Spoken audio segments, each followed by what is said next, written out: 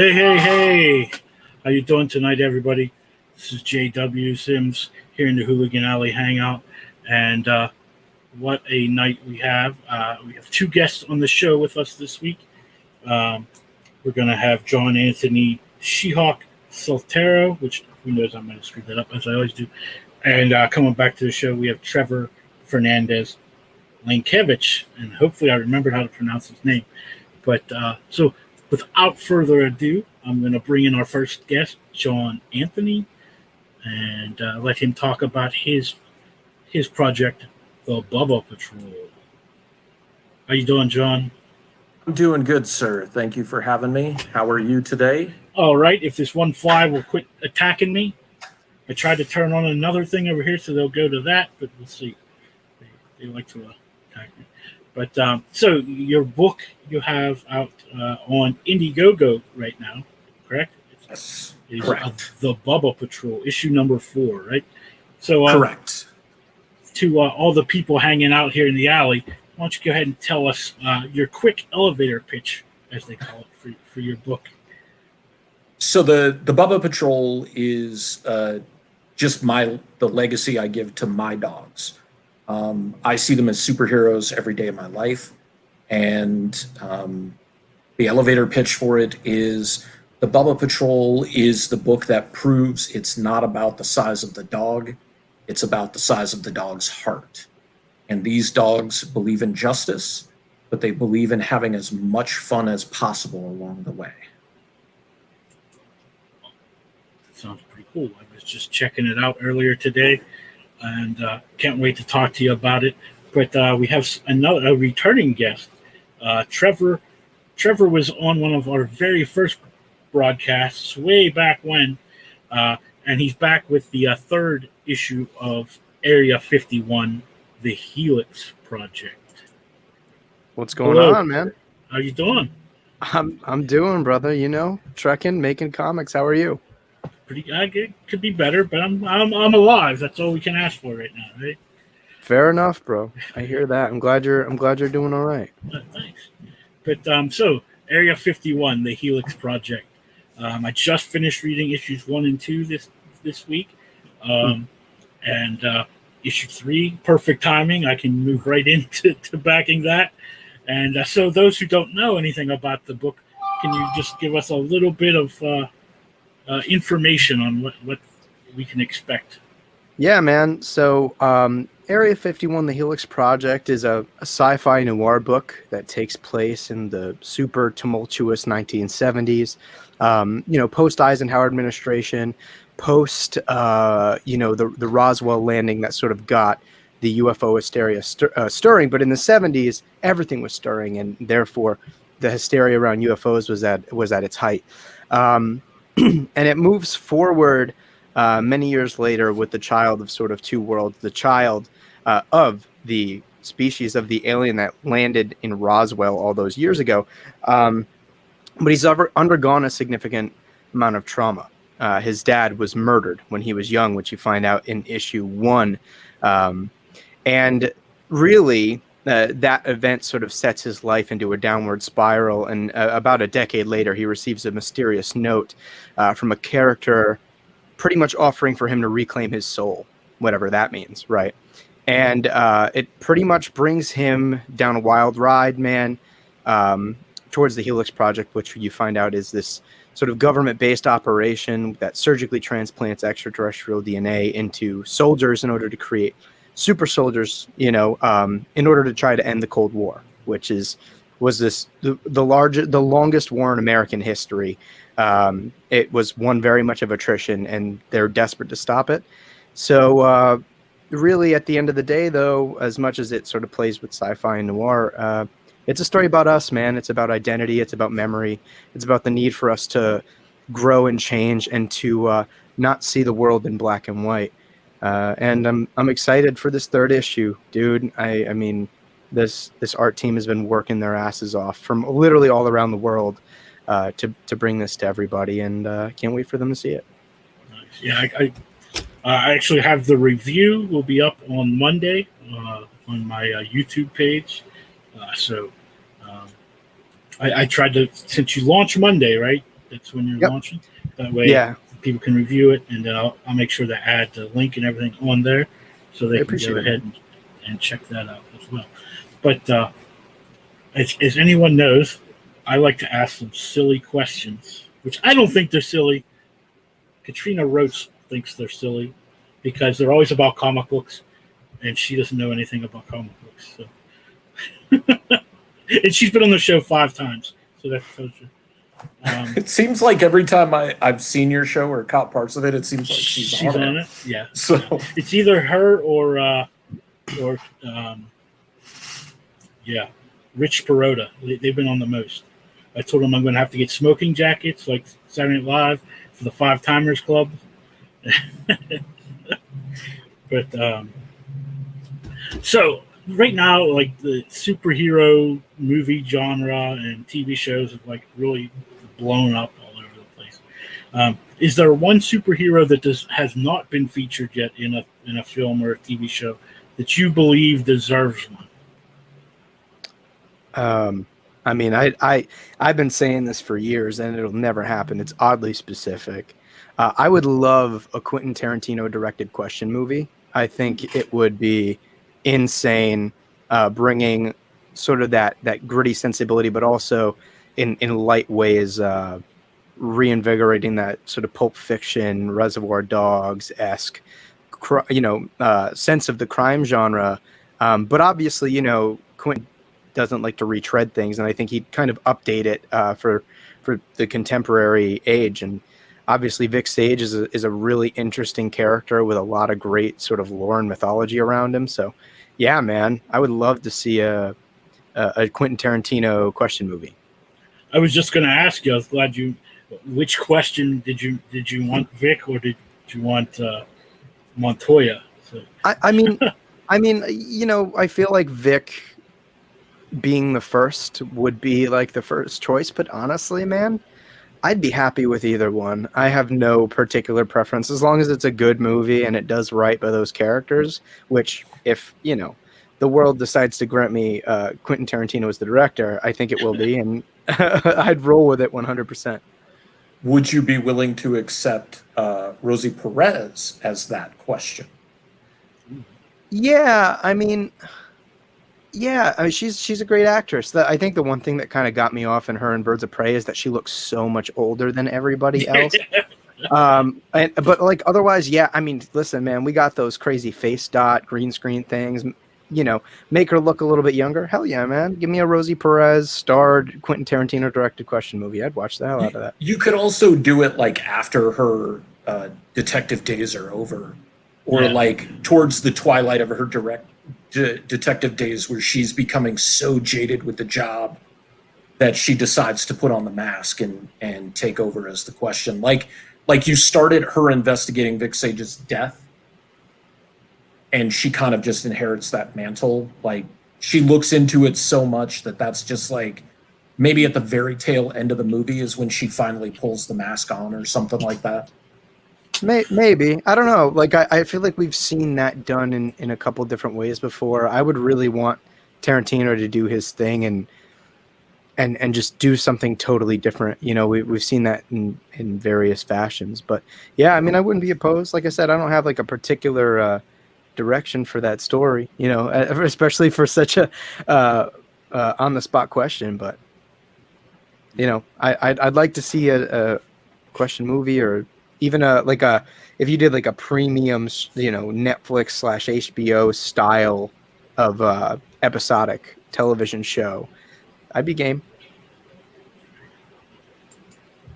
All right, John, how about you?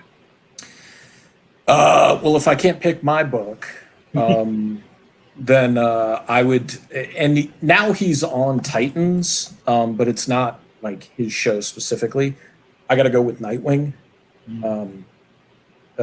Dick Grayson is definitely my favorite character, and we keep having all these like animated Batman movies. Like the entire DCAU is focused around Batman, and I get it. Batman is this iconic moneymaker. People know who he is. But honestly, I'm tired of Batman. I don't see the appeal I see the appeal with somebody like Nightwing, because Nightwing represents what Batman represents, but he represents him with hope, and he represents him with a different type of discipline that's not based on rage and anger. It's based more like on not a Zen balance, but more of just a balance attack. I think he's a lot more logical than Batman is in the sense of like, I have to listen to who I am, and I have to listen to the world. If I had to think of like a director for that, I mean, I don't know, man. Like, there's so many people that I think could probably do a really, really good job with it. But I couldn't think of a director that would, that doesn't do one specific genre. Like, I would love to see, I think Robert Rodriguez could probably do pretty well, because you could do like that kind of crime noir, but you could also bring in really good action. And I mean, he did an amazing job with, what was it, Battle Angel Alita? Like, when they were talking about doing an Akira live action, I was just like, that you can't do that. And then I saw Battle Angel Alita, and I was like, you could do that, because they just did such a fabulous job with it.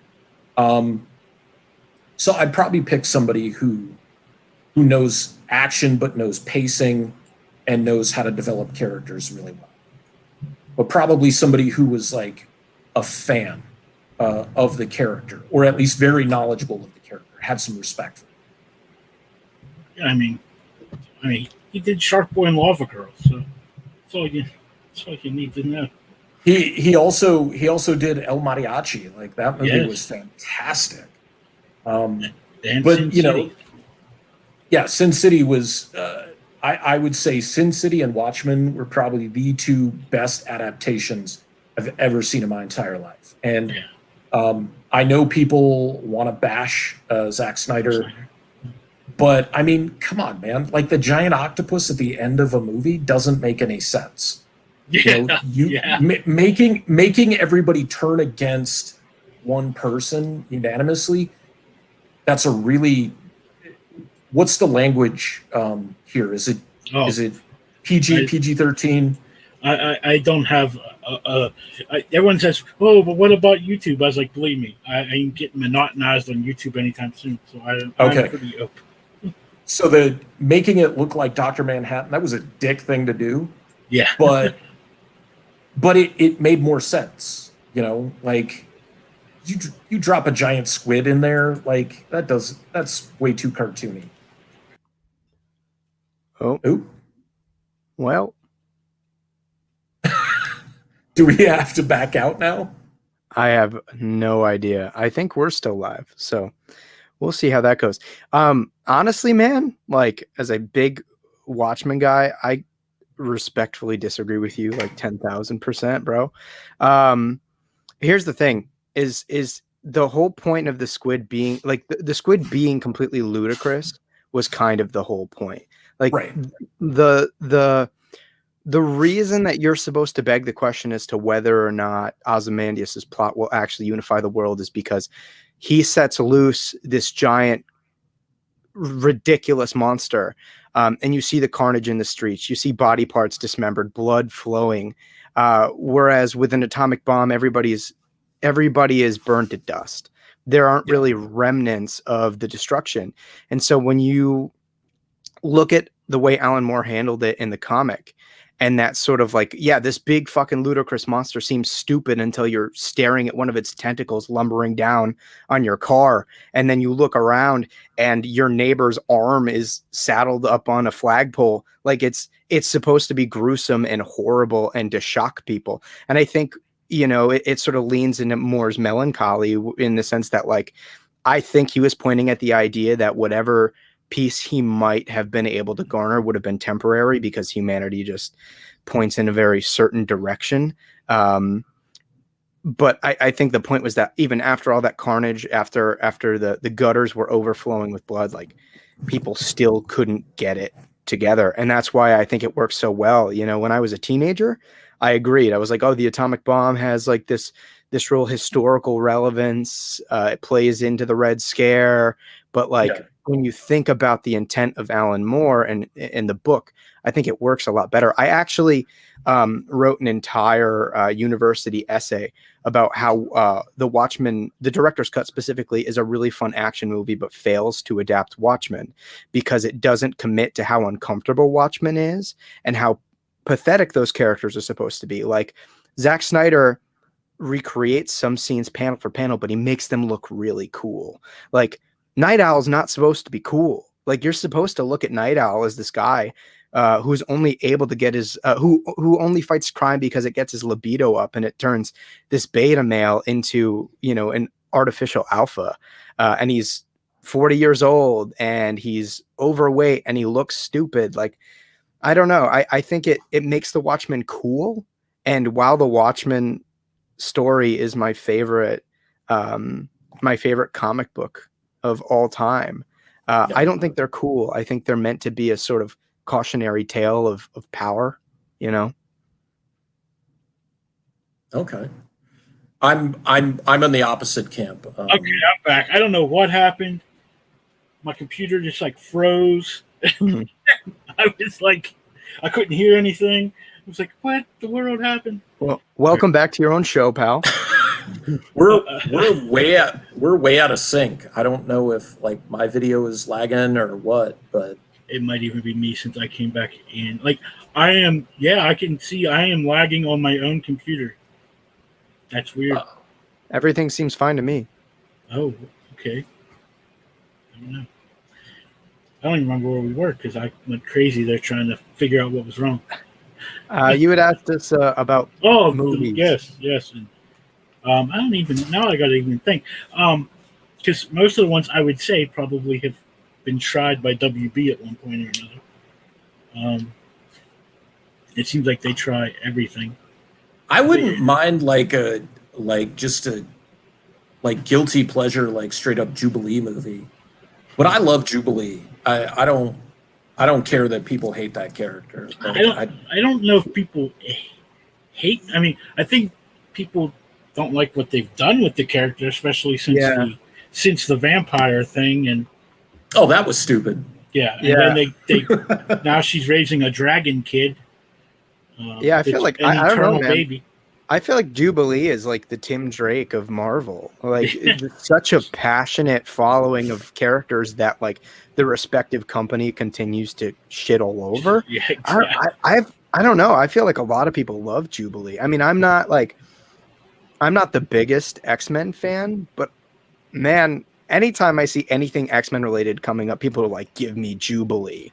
I remember when she made her appearance in, what was it, Days of Future Past, in that little like side scene where they all take the car and go off. I feel people were like losing their collective minds. Well, man. and she was in the original movies, the Singer movies, but they never name her. But you could she was the only one that had a yellow coat on, so we obviously knew who it was supposed to be. Yeah, but and then was it Days of Future Past when they go to the third one? No, in Apocalypse.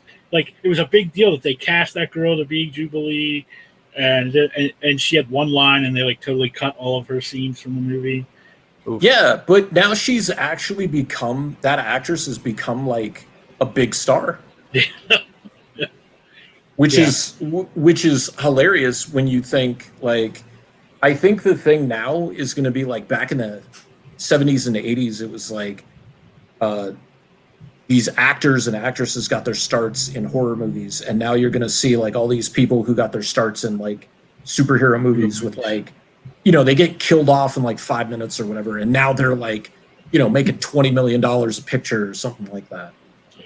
Or all the people who couldn't find work go to superhero movies. It's like revitalize my career. That's my pitch, man. Like I got a Nightwing Bluebird tattoo on my shin, and I'm like, dude, put me in the movie. I'll be a dead body. You know, have my leg visible, and Dick Grayson, you know, like he's investigating, but he still like hasn't picked his name yet, and he sees the emblem, and that's where he gets the idea. You know, like just I'm good with that. I am a big fan of anything X-Men, so I know now the big thing is how they're going to bring the X-Men to the MCU. And now I guess this week the big thing was for the Wakanda Forever movie, they cast, what's her name, Michelle Cole, or is that her name? And so people were like, who's she going to be? Everyone thinks she's going to be Storm. To me, that makes no sense. Why are you going to bring Storm into a Wakanda movie? It's not going to have the Black Panther. I mean, that's her connection to Wakanda is through T'Challa. So if you don't have T'Challa, what's... Well, I mean, if we learned anything, like looking at those articles where, this person is gonna be in a Marvel thing. Let's take 5.5 million guesses as to who they'll be. Like, and it's never right. Yeah, I just keep waiting, man. There was God, this Flash movie has been in development hell for like more than half a decade now, and people were always like, "It's gonna get made next year," and I'm like, "Yo, I will believe it when they release like one of those little teaser photos of the director with the block." You know what I'm saying? It's like I was watching something on YouTube, and the guy was saying about Deadpool 3, and they're already making Deadpool 3. I'm like, no, they're not. I don't even know if there's a script yet for Deadpool 3. Marvel just said, yes, we will make one eventually. Like, it's because Ryan Reynolds put up that video with Kurg or whatever his name is from Thor, and everyone's like, oh, they're making it. I'm like, we'll see eventually.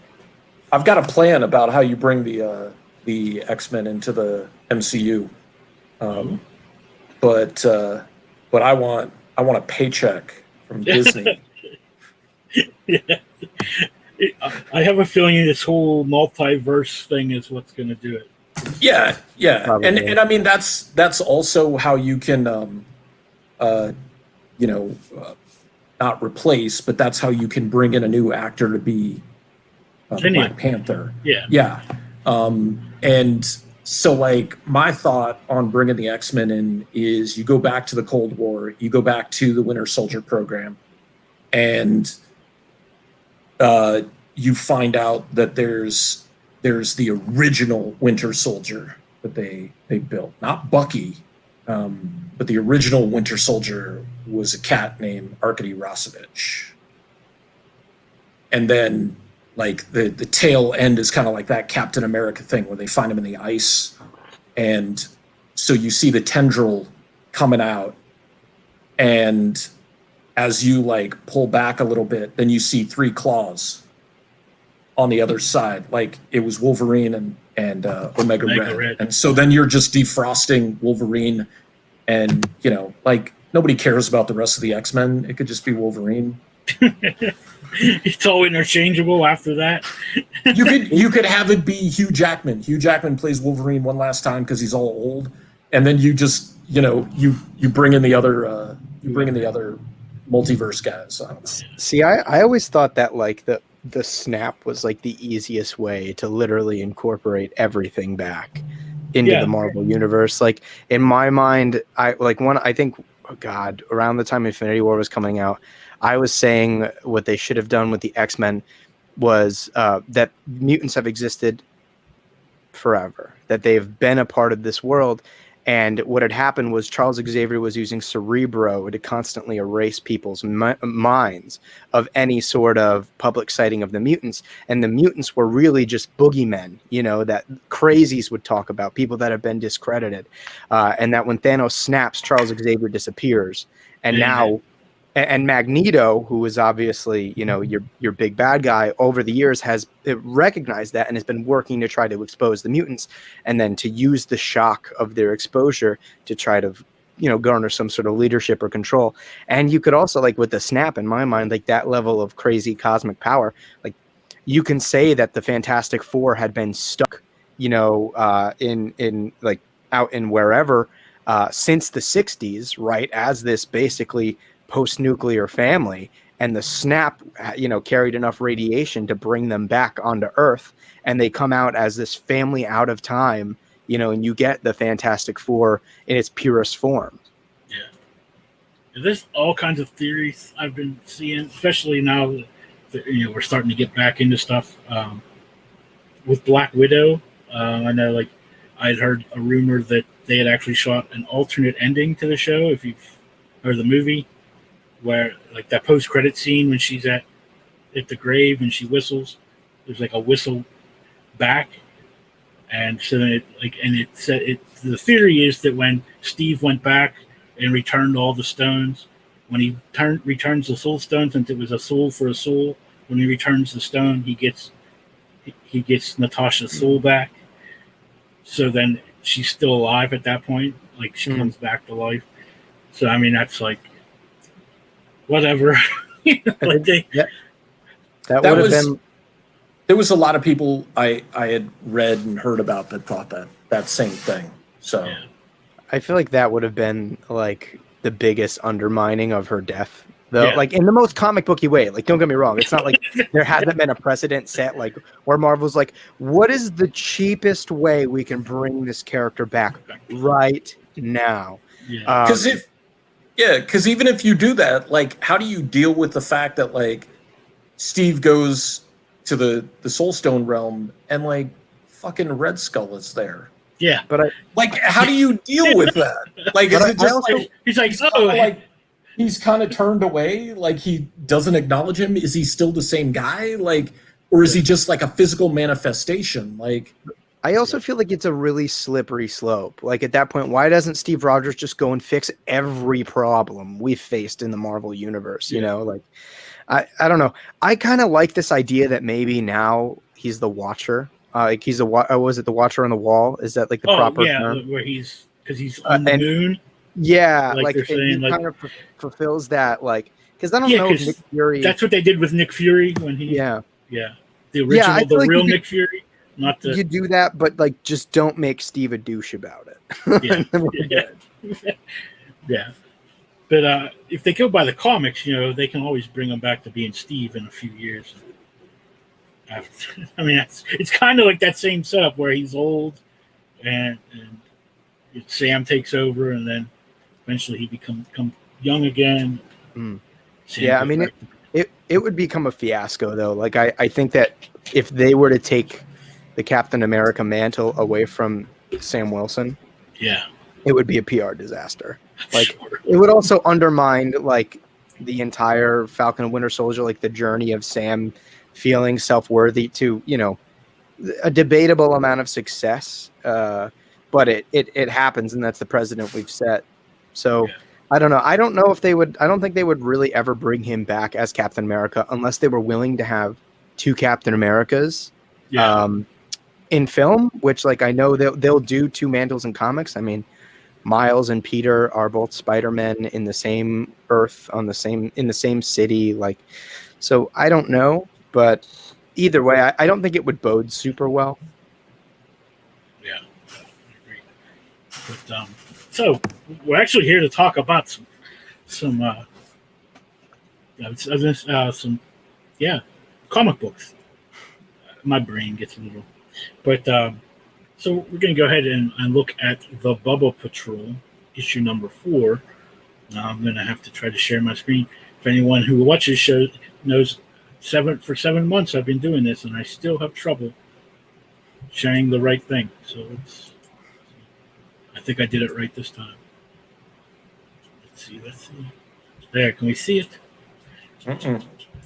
Oh, we're on. I got a lag, so. Oh, okay. Right. At least it can't be as bad. The one week we had somebody from, what was his name? No, I remember. He's from Canada, and there was a storm going on, and he was like at least a full minute behind us. So, like, I kept telling everyone, I was like, we really need to ask him a question, and then right before he starts answering, ask another like weird question. So but so let me switch over there so I can control this. The BUBBA Patrol issue number 4. Yeah. So we have 10 days, and this is on the flexible goal of Indiegogo. Yes. So if anyone backs the book, they will still get their book, whether it gets 100% funding or or not. Is that correct? I'm not a huge I don't know Indiegogo a whole lot, but that is what that means, right? The flexible goal. You don't need to reach. Yeah, so the flexible goal is kind of like you get whatever funding gets put into it. I want to hit that $1,000 goal because, well, like there's a couple of things. One, we did a crowdfunding campaign on Facebook, and it was successful, more than successful. But the printing program I was going to use is on hiatus right now, so I had to find a different printer who would also do newsprint. Oh. And they're about 1.5 times or double what I would normally be paying. Thus, the Kickstarter or the Indiegogo. So with the things I like about Indiegogo is you can do flexible, and then when somebody backs, the funds come out right then. Like you're not waiting until this campaign either is or isn't funded. Yeah. So like you don't have to be one of those people who's just like, oh crap, is this going to cause me to overdraft or not be able to afford to pay a bill or something like that. You back it when you back it, and that's it. So probably not a good idea to play the video because we're out of sync. Yeah. But this is issue 4, and there's not catch-up tiers, but there are add-ons. Every single tier has an add-on where you can add all 3 back issues. You can add the BUBBA files. You can multiply it so you can get as many as you need or want. And every single perk tier, whether it shows the homage cover or not, has a copy of the Avengers 4 homage to it. So let's trying to see if I. Whoa, I'm starting to lag a little bit, but that's. So that picture of the dog in the cape, that's actually my dog, Foley. He is one of the characters in the book, and he actually passed away back in March. He sorry had to hear that, man. Yeah, thank you. He had a really, really long battle with cancer. And so during the making of the 3rd issue, which was a journey in and of itself, I added a scene where he gets his cape and he has his moment. So issue 4, even though it doesn't spotlight Foley, this issue is for him. Like I'm dedicating this issue for him, in that even under the number 4 on the title, in little letters it says Foley. Nice. And did this as a full homage to Avengers number 4, including making it with paste ups, which I'd always wanted to do because I have a graphic design background. And then that's like a 3-second video of him in his cape with wind blowing and like blowing his hair around like he's a little hero. And when he got his costume, he was super excited. It played out just like an issue. Nice. So there's a lot of fun dialogue. It's all ages, but at the same time, it is not a kid's book per se. So there's like older readers, older fans, people who collect.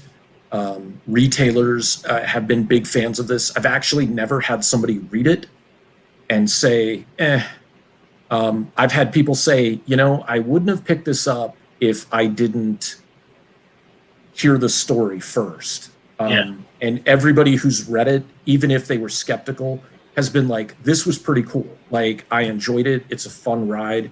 These are interesting characters.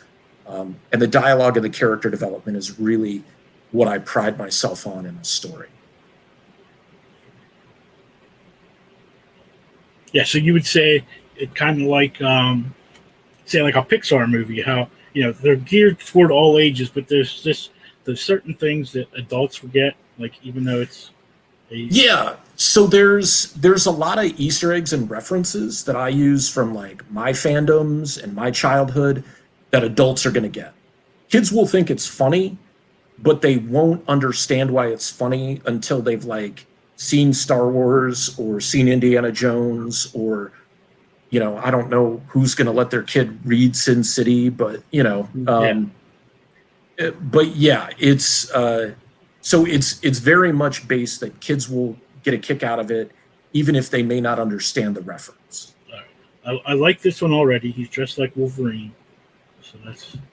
I've been wanting to do him as Wolverine, but actually in issue number 1, he dresses in a ninja costume. That's the tiger stripe Wolverine costume. Yes. So originally the issue number 1, it was going to be a black ninja costume, and I was just like, that's going to be so boring. So I did it up as the tiger stripe one. So it's very much, he's the mentor in the field for the characters, and each of the characters is very distinct. They all have their own personalities, and they all play a specific and pivotal role. They're all comedic, but some of them are a little bit more playing the straight man than just being like so over the top and goofy. So, you know, like this obviously is, you know, a comic book with superhero dogs, but what was your, you know, like, I don't know, like what led you to want to do this story? Like, what is your... Okay. Well, all the dogs in the book are based on my dogs. So each one of these characters exists in the real world, or did exist in the real world, because unfortunately there's only one of them left. So they've helped me through some very dark times in my life, whatever it was, depression, anxiety, getting through high school or college. My dog Cypress was there and saw me through when I was diagnosed with cancer 20 years ago. And then eventually the last 3 dogs, Foley, Cypress, or Foley, Gurry, and Grayson, saw me get sober and start to turn my life around. And they were always there, always supportive, no matter what kind of day I had. So they've always been my heroes, and I couldn't think of a better way than to honor them by giving them this story. That's awesome. So I thought I saw somewhere, this is issue 4, so is this like the end of the story? Like, is it so issue? The first arc was going to be 4 issues, but when I got to page 26 of pencils, that was a perfect stopping point. It was going to be 40 pages. But when I got to page 26, I was like, you need to stop here and make an issue 5. So there's going to be one more issue in this arc. And then after that, I'm going to work on telling the books through either full graphic novels or large size one-shots, kind of like Fearless Dawn told a story. So each story from here on out will be completely self-contained, and it'll have like a little recap. So even if you didn't read the first arc or the second one-shot, like, you're going to be good to go. And the ladies of Just Ragin' asked a really good question. Like, if I haven't read issues 1 through 3, will I understand this if this is my first issue? And yes, you will understand it, because there's going to be a recap page. There's also the options to catch up if you would like. But it is issues 4 and 5 are together, self-contained in a story. But yeah, you could start here with issue 4 and perfectly understand what's going on. That was going to be my next question, actually. So that's pretty good. Oh, is this like, it's another Wolverine thing? So yeah, so that was what the blank cover for issue 3 looked like, and that was one of my backers just asked for something from the story, but didn't give me any other direction. And Agnew actually shows up in a scene wearing the helmet. during a training session. So it's very, I use a lot of homages and a lot of just tributes and things like that. Like the dogs are all named after different characters or pro wrestlers that I love. So there's Sabu, there's Foley, Grayson, who's named after, of course, my favorite character, Nightwing, and then Cypress. Oh, not Stu Grayson? Not Stu. I don't know who Stu Grayson is. Oh, he's a wrestler in AEW, and when they announce him, they always say Stu, not Dick Grayson. Okay. Yeah, no, I got Grayson back in 2013, and I was gonna name him Nightwing, but I was just like, you can't name a dog Nightwing. Yeah. And when I got him, his name was actually Damien, so he was always kind of within that family, and their personalities play very much into what their power sets are. So you'll see that play out in issue 4 and all the other back issues as well. So like the special edition that's an add-on is issues 1 and 2 together. There's issue 3, as you can see right there. Those are all the back issues. And that's also the retailer pack. That anybody who's a retailer, if you've got a brick and mortar, if you've got an online shop, if you're doing like a Facebook buy it now claim sale, perfect opportunity to get back issues along with your retailer 7 pack or your retailer 12 pack, or any of the other retailer tiers that are out there. And I did design all the retailer packs to have to leave room for profit for the retailers. So. And did you do everything on this book? Do you do the writing, the art, or do you have... I do the writing and I do the line art, but this time around I hired a colorist who is actually an industry professional and veteran named Bill Simpson. Bill did color work for Extreme Studios back in the day, like in the kind of during the Heroes Reborn era of comics. He has worked on books from Marvel, including Black Panther, and he's also worked for Top Cow Comics. And now he's working for the Anti-Heroverse. So he's done an amazing job helping bring these characters to life, and his work speaks for itself.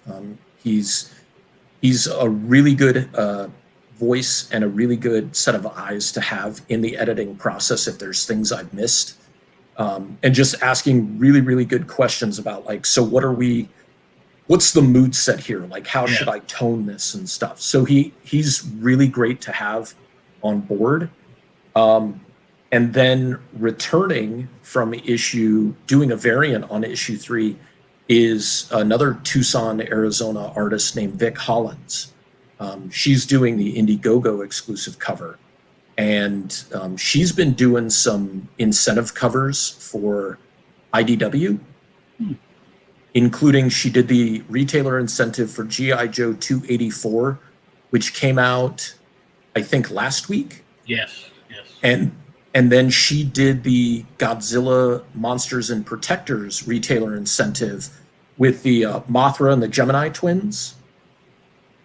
Her work is amazing. And you can actually get the issue 3 variant cover that she did as an add-on here as well. So. Very cool. Yeah. I was trying to see if we had a better picture of the cover, but I guess not on this show. You know what? That's a really good thing. I don't know if you can click on that, if that'll bring it up. Will that bring it up? If not, I have. Yeah, that's a faux pas on my part. Yeah. Sorry, I can. That makes it even smaller. Sweet. Yeah, I you sent me one, so I'm just going to grab that if my computer doesn't freeze on me again. So let me just get out of here. I'm going to stop sharing that for a minute.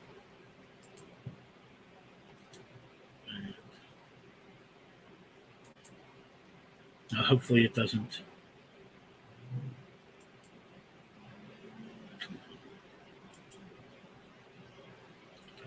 Maybe I will.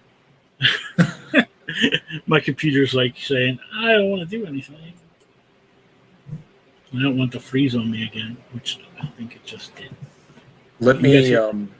I can probably bring it up on my computer. Am I able to share? Yeah. If you do like on the bottom, you see that share screen. Okay, give me just a second to pull up. Okay. And then, so we do, where's the share screen? It's like down at the bottom. It's like a little... I don't, oh, that's because I got to be on StreamYard. Okay. Yeah. All right. Okay. Okay, so this is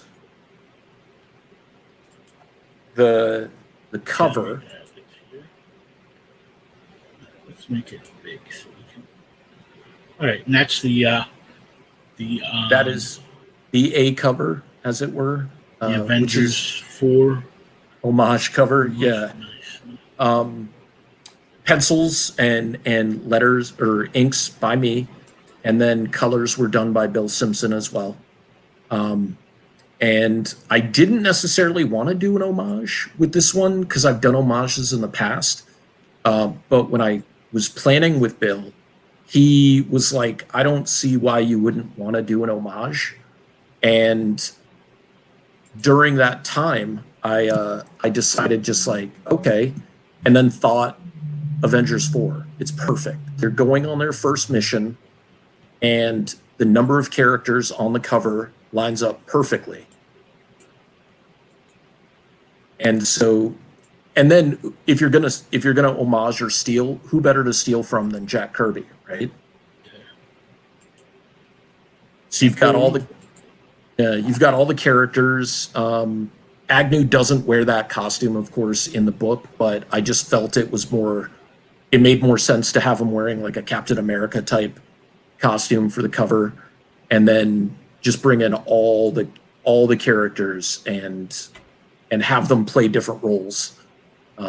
So that's the makeup of the book. And then I also did, it's kind of hard to see because this is a lower res, but I did a corner box just like the book.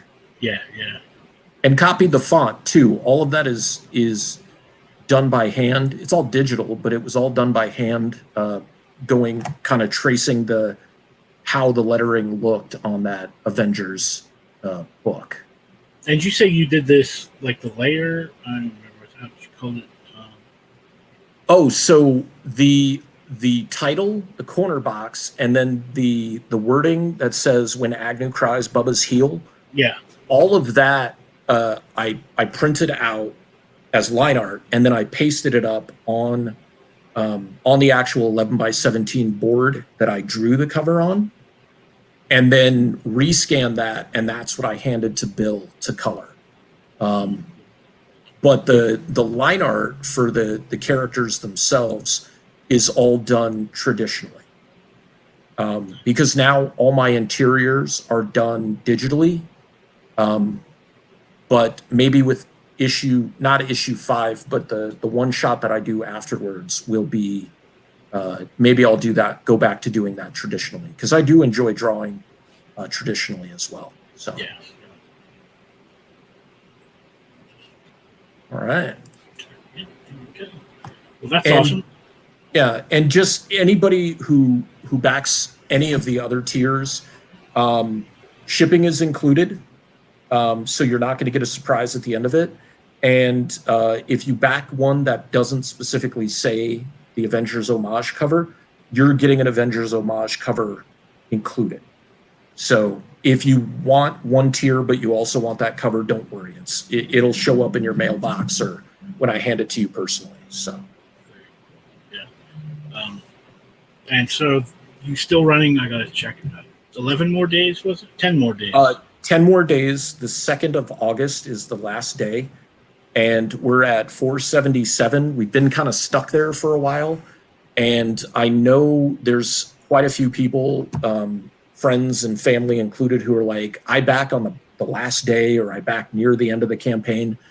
So I'm not necessarily super worried, but the cool thing about Indiegogo is, like, if you want one tier, you can back it, and then you can go and you can back something else, which I've had people do in the past, because maybe they want the BUBBA Patrol membership, and then they want a sketch cover or what have you. So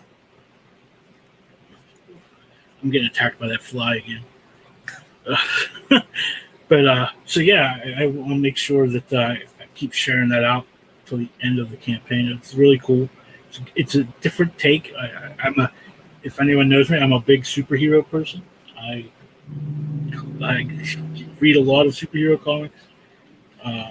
And it's definitely unlike anything anybody has read before. And one person I know keeps saying that the BUBBA Patrol is the book Stray Dogs wishes it was. And I think I'm actually going to use that as a pull quote one of these days. That's good. Yeah. And actually, somebody just woke up. Here, let me show you. This is Grayson. He is the star, or one of the many stars of the book. Nice. He just woke up from a nap. So he's like, I'm ready to eat, Dad. I woke up now. It's time for dinner. He's got a bowl of food, so he should be good. But if he starts barking, I'll mute myself. It's quite all right. Now, it's time for our second strange question. So I don't know if you saw the write-up. I always like to give our viewers a hint of one of our questions that will be coming up. And this one actually has nothing to do with comics. But I just want to know, have you ever been kicked out of somewhere, and why? Do you want me to go first, Trevor? Oh, I thought he was asking it to you because you were the man of the moment. No, both everybody. Okay. I got perma-banned from 2 malls in Tucson. I got banned from Tucson Mall, which is the big mall here in town, because one of the friends that I was with was acting like a jackass, and he was like throwing stuff off the escalator and playing with an air horn. And then I got banned from Park Place Mall, and I got banned from Park Place Mall because a security guard there thought he was a real cop. And so I was wearing something I bought at the mall. I was wearing a fishnet shirt. This was 2000, I believe, 2000 or 2001. This was the height of the Hardy Boys in WWE. I bought a long sleeve fishnet shirt from Hot Topic. I'm wearing it. I walk over to my job where I work in the mall, and I'm putting my, crappy pizza polo shirt on, and security guard walks over and he's like, "You can't wear that here." And I'm like, "What?" And he just got all tried to act like he was a tough guy or whatever. And I'm like, "I purchased this at one of your fine establishments." And he was just like, "You're not allowed to wear that here." And I'm like, "What are you talking about?" And he said he did one of those "do we understand each other" moments. And I was just like, "Whatever, dude, I'm working." And he turns around to walk away, and my coworker looks at me and he goes, "What was that about?" And I was like, "I don't know." And he turns back around and he goes, "You're not allowed in the mall anymore." And so dude, I gotta go to work. Yeah, I finish my shift. I go back to the regular office location to fill out my paperwork. And they're like, "So we got a phone call and you can't work there anymore." And I was like, what are you talking about? The security guard had a power trip. And so I guess I wasn't allowed to work there. I wasn't allowed to shop there. And I'm like, all because I was wearing something that I purchased at the mall. Nice. Wow. And meanwhile, I was 3. Yeah. I'm not going to say how old I was because I'm old. Let's just say I was well out of high school by 2000. See- I'd already had 2 children by that point.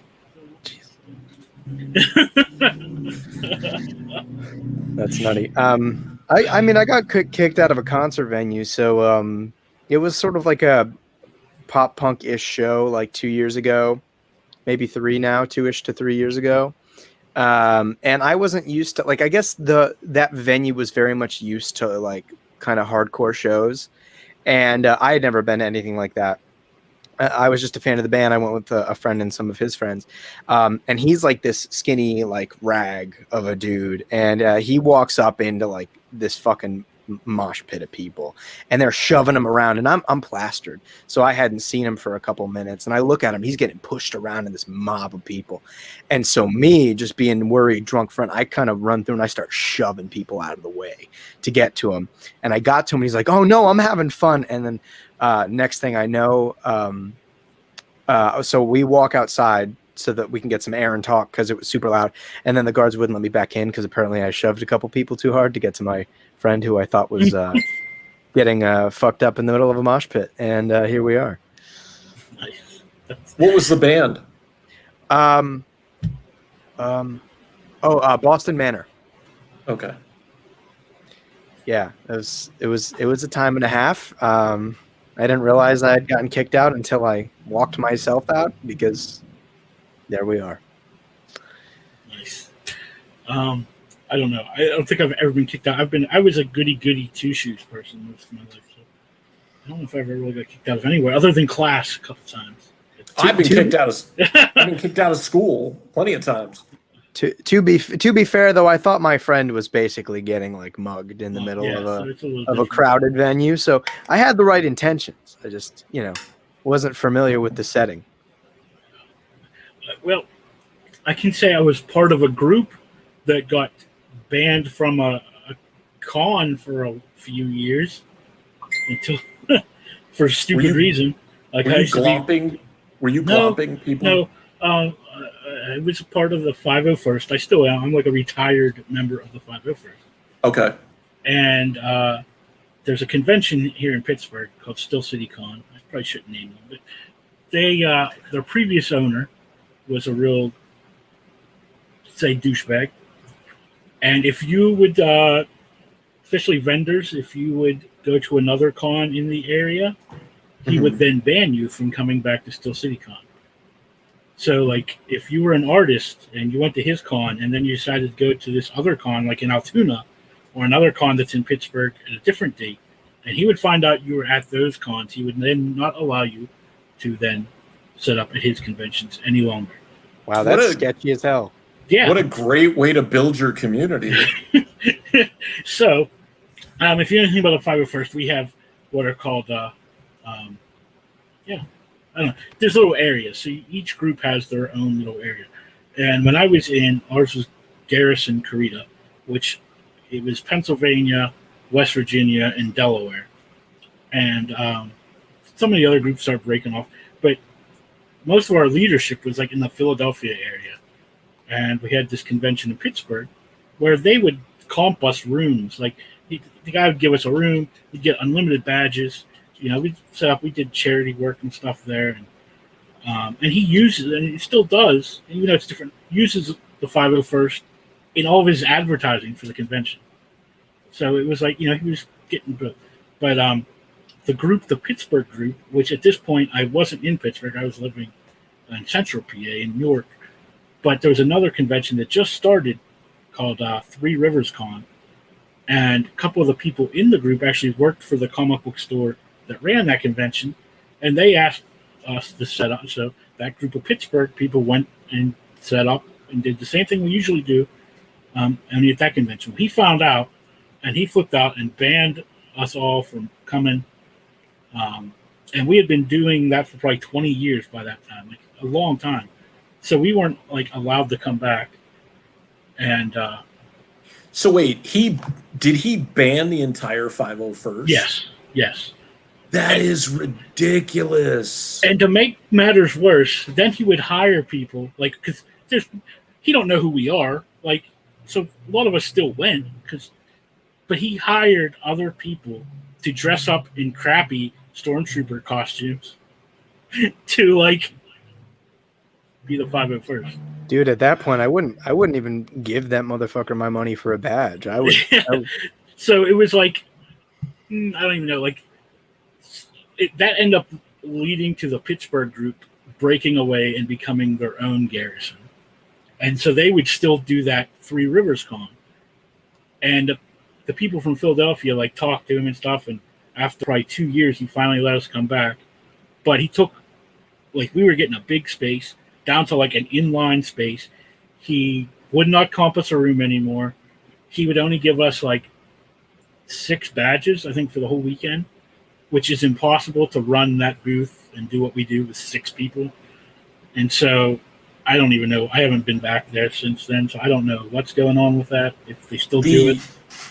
I can't imagine the ego that somebody could have to, like, that's the whole cutting off your nose to spite your face. Like, well, he doesn't own it anymore.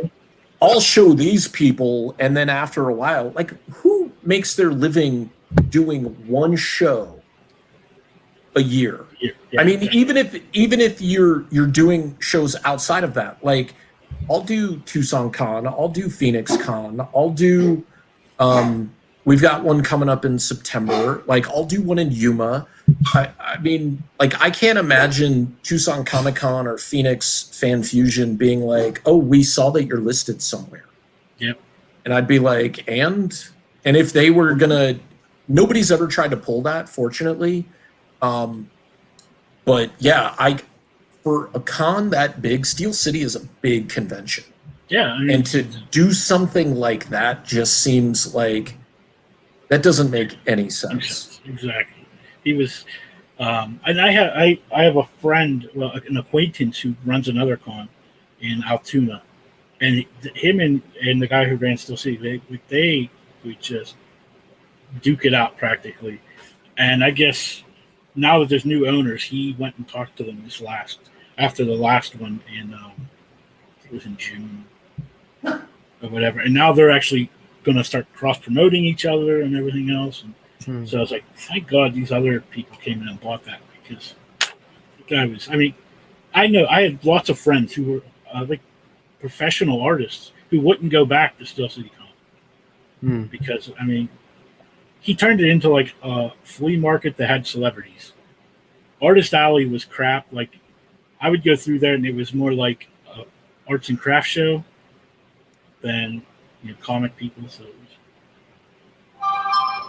I've been to a few shows where, like, Artist Alley had, I mean, it had artists in it, but then it also had people who were literally selling like Avon, and people with like little necklace tchotchkes that obviously they didn't make.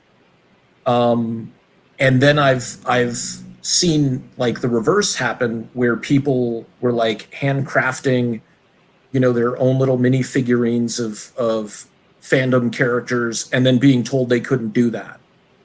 wow. And I'm like, I get the whole like fan art, like the prints and stuff like that. I'm not a big fan of those. I started doing them as a way to like have a backdrop and draw people into the table.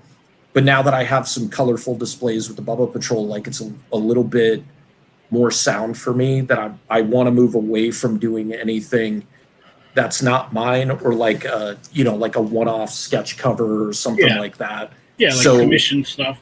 Because no one's going to come and say, "Hey, can you draw me a picture of, you know, one of the characters?" Because they have no idea who that is. They're more likely to say, "Hey, I'll pay you $60 to draw me a picture of Spider-Man."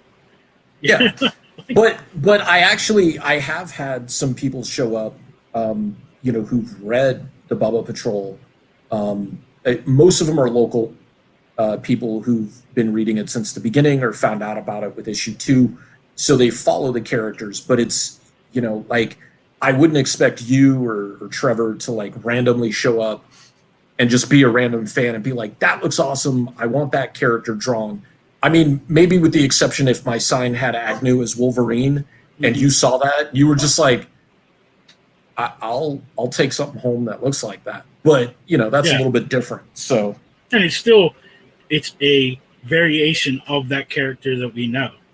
Yeah. Do you know what I mean? So it's still and that's not how he looks all the time. I just thought it'd be funny to like do that. Like I'll eventually have him once I figure out his costume. He usually walks around either in a bathrobe or naked. So he's covered in furs. So, and on that naked note, let's move on to Trevor's book, Area 51, The Helix Project, issue 3.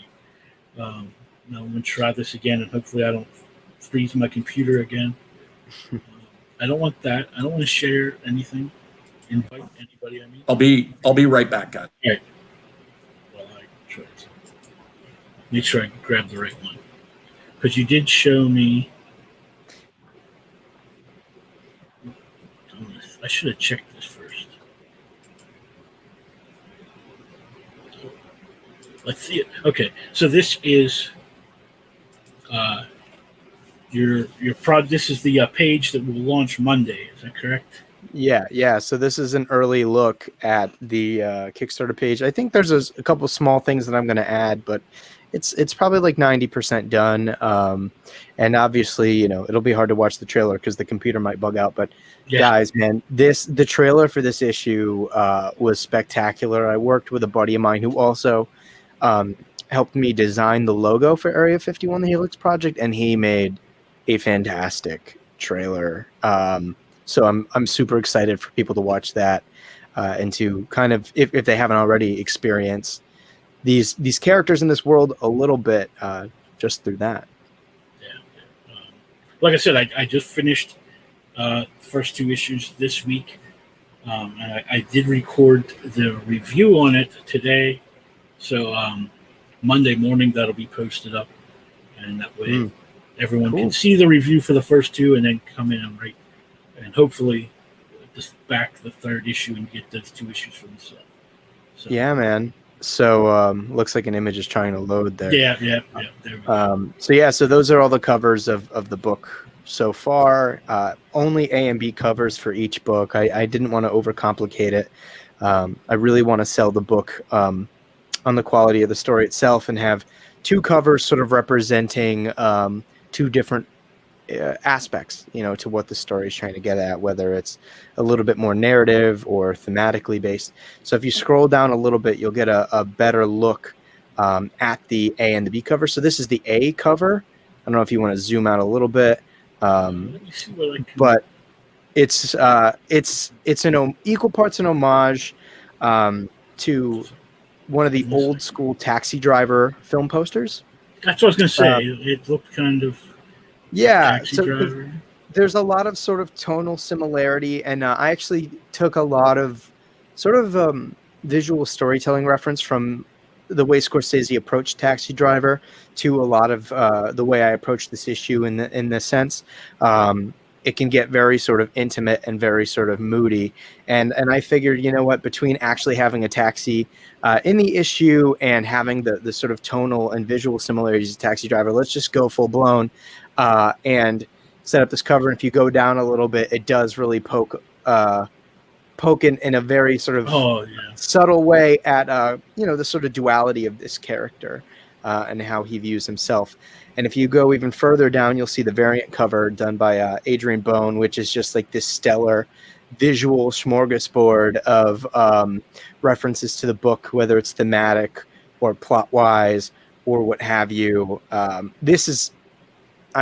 think this is my favorite pairing of covers for a single issue I've seen for this series so far. These guys just knocked it out of the freaking park, man. Yeah. I like so much so that I'm attending my first Artist Alley as a creator and tabling next weekend, and I use this variant cover as the sort of main image for my retractable banner, and it just gets me excited, man. I've got to hold on because my computer decided it wants to. I don't know what's wrong with it today. I had to reset it. Update it like right before I came on, and ever since then it's been giving me trouble. So I don't know if the update. There we go. Did something to me. But and one thing I noticed, I don't know if it's done on purpose, and I have to check one of the other issues. Well, I guess it's just on the, because I noticed like on the first issue and the second issue, your little design behind the numbers were different, and I didn't know if that was something, but I noticed the third one is kind of similar to the second one. well, it's the same. I mean, different colors just to kind of work I was accordingly. just checking because I just remembered that was something I noticed on the first two that was, and I was like, oh, what's the one to see if it was different. I mean, the first one I wanted to be different, but 4, 5, 3, 4, 2, 3, 4, 5, and 6 are all going to have that same sort of icon behind the number. But yeah, I've learned so much about sort of basic design skills throughout the process of making this series and doing this book, and I've been fortunate, just to be able to approach my artistic creative team on certain design ideas, just to get something that looks solid and professional. One of the things I've prided myself most from like meeting readers or whoever, or people just reaching out to me on the internet after getting their copies, is that it looks like this is something you could get at a major publisher printed on better quality paper, which is kind of one of the greatest compliments that I can receive. Like, this is my first anything that I've ever published, and I never ever wanted anybody to look at this and go, this is somebody's first work. Now, years down the line, I want to have improved so much as a creator where somebody might go, yes, he's improved a lot since then, but I never want somebody to look at this out of the blue and go, yeah, this guy is clearly green, he's never done anything before, and this is his first work, and it's okay for a first work. I mean, the guys I've surrounded myself with are just so talented, literally from all around the world. I got a penciler, inker, and colorist from Brazil, a variant cover artist from Spain, my letterers from New Jersey. Like, I've surrounded myself with guys that know what they do, because I think that if you do that, especially in a collaborative medium like comics, man, it's just going to make you better.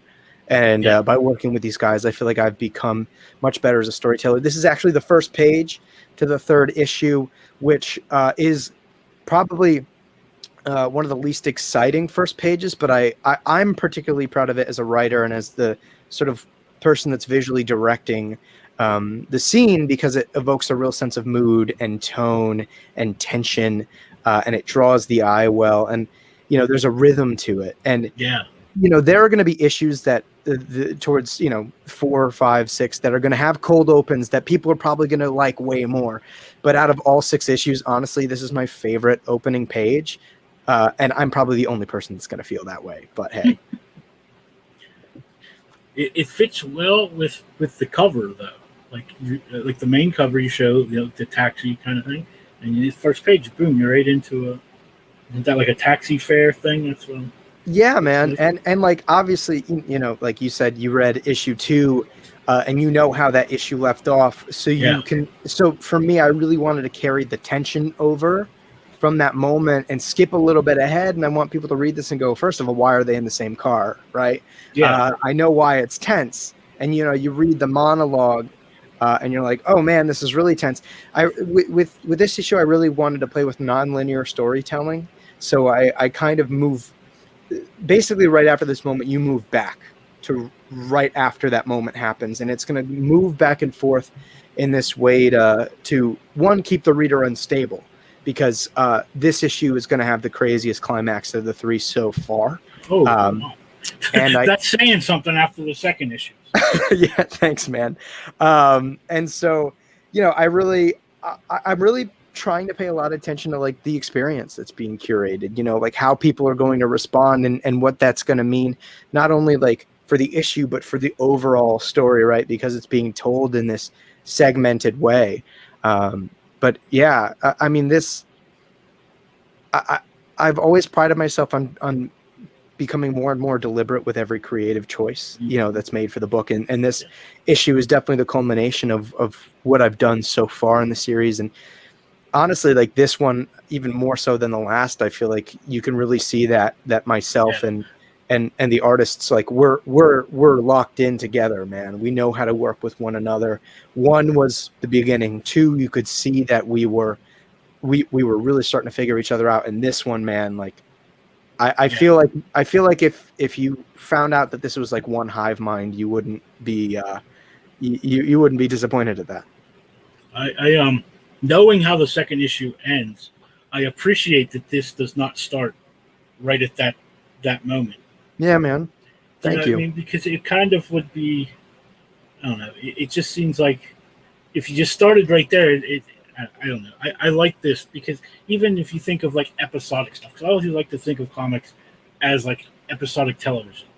Mm-hmm. You know, most shows, like just when something like that happens at the end of an episode, they usually don't start the next episode right at that moment. Like it usually does that like little jump ahead, and you see a little bit, and then they'll go back, and you'll get filled in to bring you up to speed to where you're at.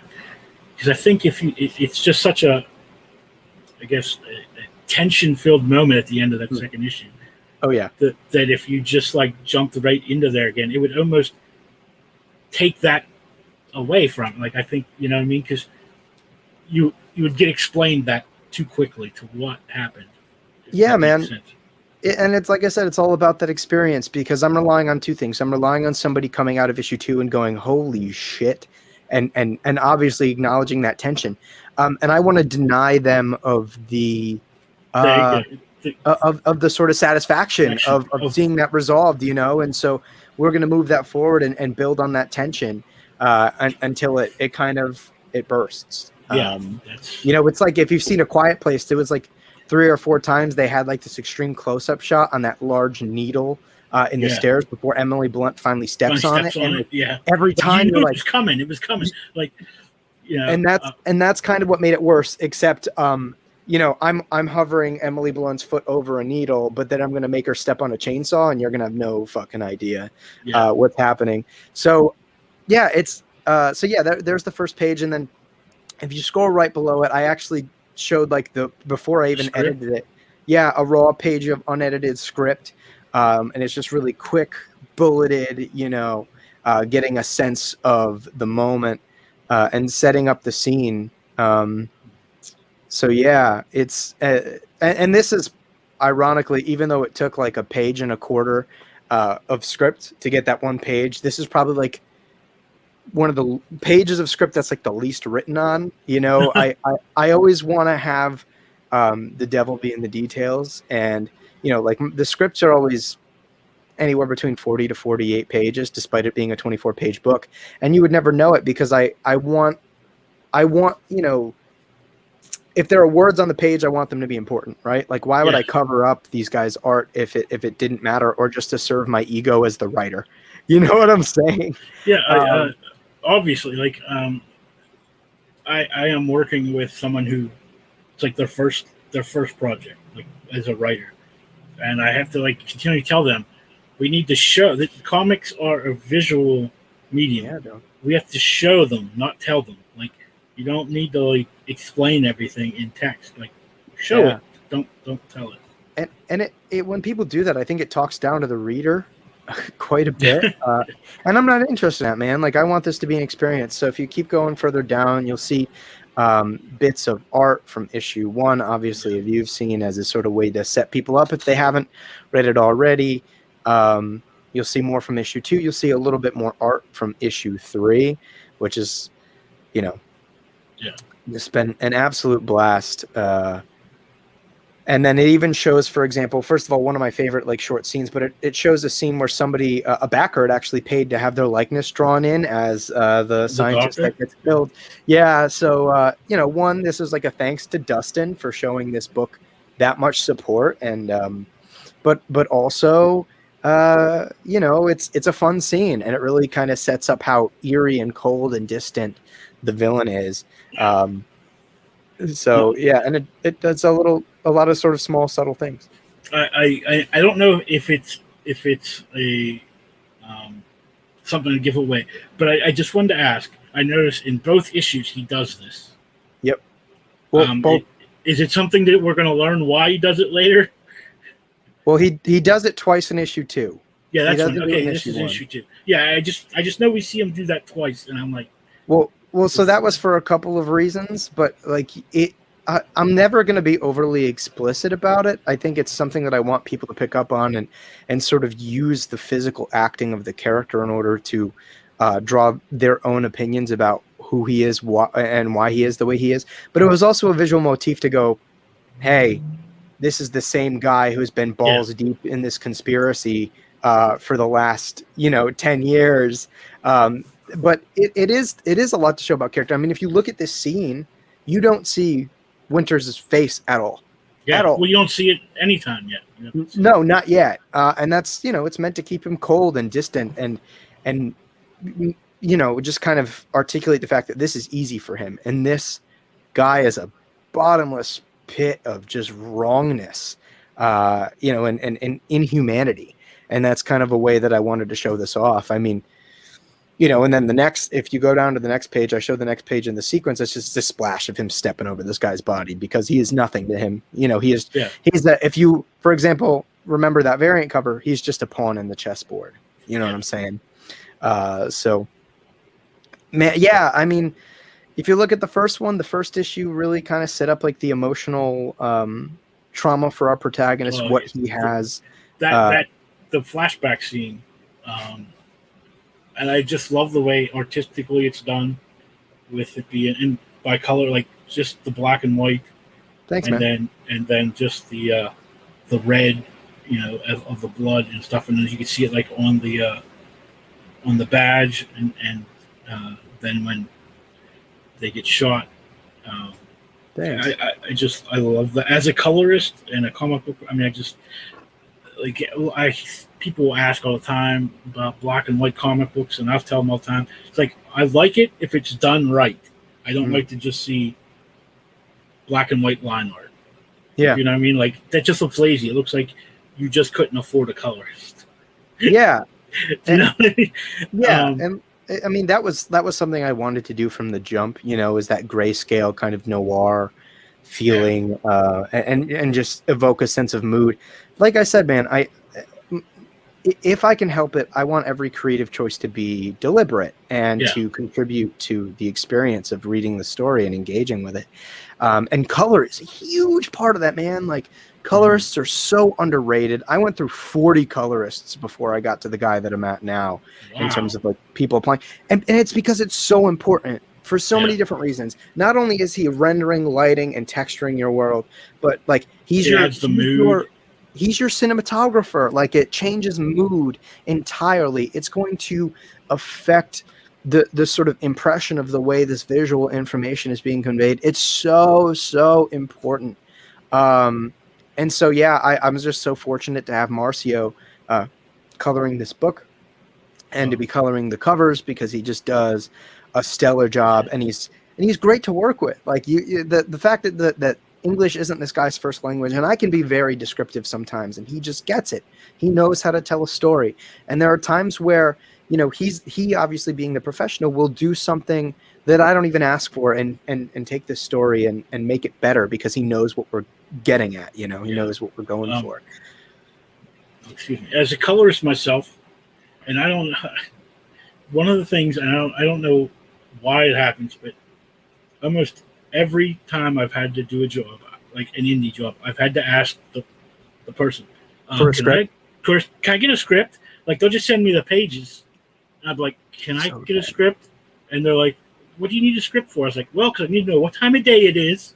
I need to know what's going on, so I know what kind of mood to set. I mean, if you just want me to color it the way I see, then it's going to be colored.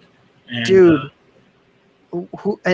I mean, God, I don't care if they're watching. Whoever the hell's doing that is a moron. Like, that's insane. I mean, how are you not dispersing your script to everybody that's working on it? Like, whether or not you write full script or Marvel method, there's still a sense of mood and tone that they're going to be able to grasp from the writing, aside from the basics of, like, where are we? Yeah. What time of day is it? Like, what are we doing with lighting? You know what I'm saying? Yeah, and just even reading the dialogue so you understand what the mood is. Like, what this person, it's just, And it doesn't have to be crazy. That's the thing. You look at like a great image book right now, The Good Asian. It's written by Pornsek Pichit Cho, art by Alex Defengi, colored by Lee Lowridge. And the artist has this very bold art style that doesn't require like crazy color gradients or crazy texture. Yep. But Lee Lowridge as a colorist is great because he acknowledges that, and he uses color like as a means to shift mood and tone and set up a sense of atmosphere. And it might change moment to moment depending on what that particular visual story beat is trying to accomplish. And like that type of nuance is what makes a great colorist. You don't have to have a colorist that's painting your page like, you know, it's coming out of Leonardo da Vinci's sketchbook. Yeah. Like it's they're a part of the experience. They're setting up atmosphere. So I think it's so negligible for a writer like not to give the colorist the script. It's absolutely mind-boggling to me. Yeah, like I try to tell people. Oh, go ahead, John. One of my favorite books right now is Shadecraft from Image, and the cool thing about Shadecraft is they show on the back pages the just the line work, so you can do the comparison between like the finished page and the black and whites, and it's awesome to be able to see how much that color brings out from that, and like you said, embellishes and just improves that storytelling. So, and you can have 5 different people color the same 5 pages, and you're going to get 5 different like moods and you know the way the story looks. I mean, even if there's no text on the page. And can read 5 different ways by 5 different people coloring. Here's a major thing, man, and I'm really glad that I like just scrutinized the hell out of people, even though it was my first book. And I understand if people, you know, go through their first time and don't recognize it. I made every applicant, like if they had a portfolio, if they didn't, if I would ask for the inks to those pages as well, along with their finished colors. And a lot of them didn't listen. So the fact that they can't even like fulfill that simple objective tells me, okay, bye, I don't want to work with you. But a lot of them would like try to get out of showing me the original inks. And they're like, why do you want them? Because it's like, I want to see if you ruined this person's art. Like, you know what I'm saying? Like you might have an okay finished product, but like if it's significantly worse than what the inks were doing on their own, I'm not going to know unless I see the inks. So for any aspiring comic book creator out there, when you're looking for colorists, ask to see the inks beneath the colors. In my portfolio, I usually have the inks, the flats, and the colors, just so you can kind of see. Because a lot of people don't understand flats at all either. Like they just, I don't know how many times I'll be working on something, and I'd be like, "Well, I have the flats done," and they're like, "Well, can I see the flats?" I'm like, "If you want to, but it's not going to make any sense to you." Because it's just a bunch of random colors thrown on the page that aren't going to be the colors of the final page. Like it's literally just me separating parts of the page in the colors. So there'll be like fluorescent colors and, you know, like whatever. And I'm like, but I'll show them to you, but you're going to like not understand what it is. Yeah. But there are people, you know, who have worked in the industry longer and they see the flats and they can see that you haven't like screwed up, because I know there's some people who color and they try to color it like a coloring book. Yeah, and, it's insane. Like the supportive art staff, you know, on a book is so important, and they just don't get enough credit for their contributions to the creative process. And I think it's insane. Like for example, on the covers, like my letterer gets credited on the cover, and I see a lot of books where like, you know, sometimes colorists and inkers don't even get credited on the cover. Like everybody that had a hand in this creative process, like their name is going to be smack dab right on the front of this book, because they're contributing to this story in a way that I either cannot or cannot do to their ability. Like they're helping me provide this reading experience for people. And they deserve, you know, to be shouted out.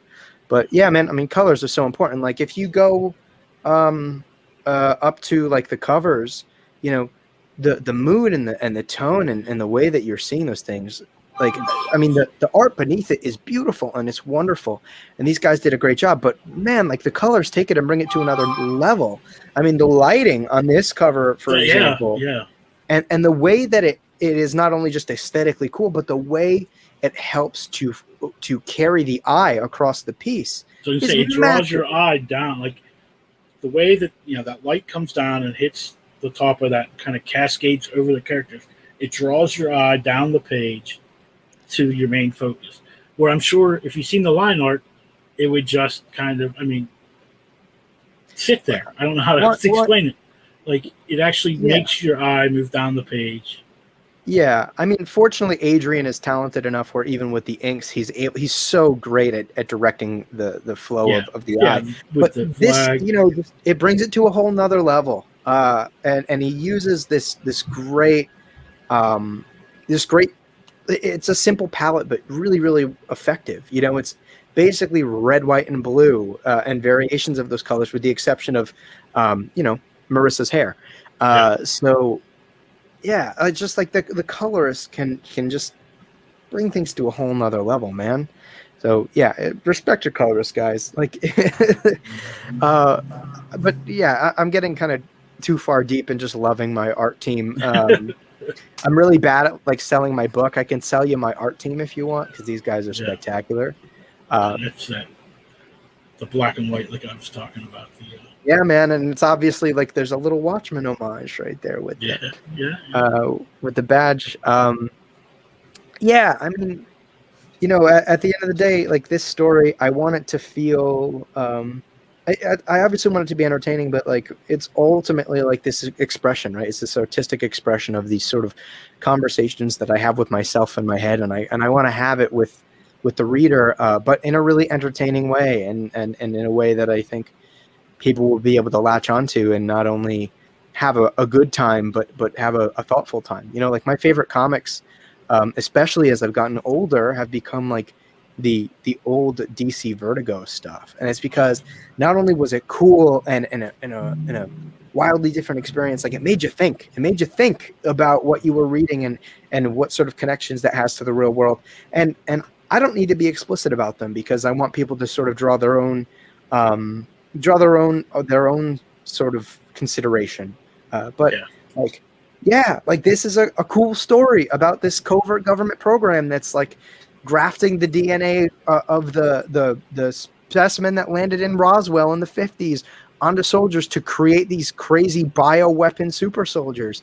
And but like really it's about a boy and his dad, and like what that does to him, and what and what the sort of sense of absolutism in the world does to his sense of identity, and how does he find himself when the world is trying to bury him, basically. I want this to be full. I want this story to feel full. I want it to be many things. I think some people will just look to create something fun and entertaining, and some people will look to really play with genre, and some people just want to be pretentious and let's have this humanitarian conversation. And I kind of want to do all those things, and whether or not it's a success or not is up to the reader. But just know we're trying to curate this experience the best way we possibly can. This story in ways is inspired a lot by the sort of way Dwayne McDuffie deals with theme, and the way Ed Brubaker and Sean Phillips deal with mood and tone and subject matter, and the way Alan Moore sort of plays with these very deliberate small visual motifs in order to even sort of subconsciously generate an effect from the story. Like, and I'm not one of those people. I really don't like when people are like, if you like this, you'll like this. It's not a one-to-one comparison. But I think, you'll see a lot of what those guys do kind of baked into the DNA of what I'm trying to do in drawing out what I like about their work and putting it in my world, putting it into this perspective. So, yeah. Like I said, I've read the first two. I was glad that I got, like, it just because I remember when I got them and I had posted on Facebook, and you had told me that the third issue was getting ready to launch in a few weeks, and I was like, perfect. Like, it was, I really like those. But so anyone, these are your add-ons.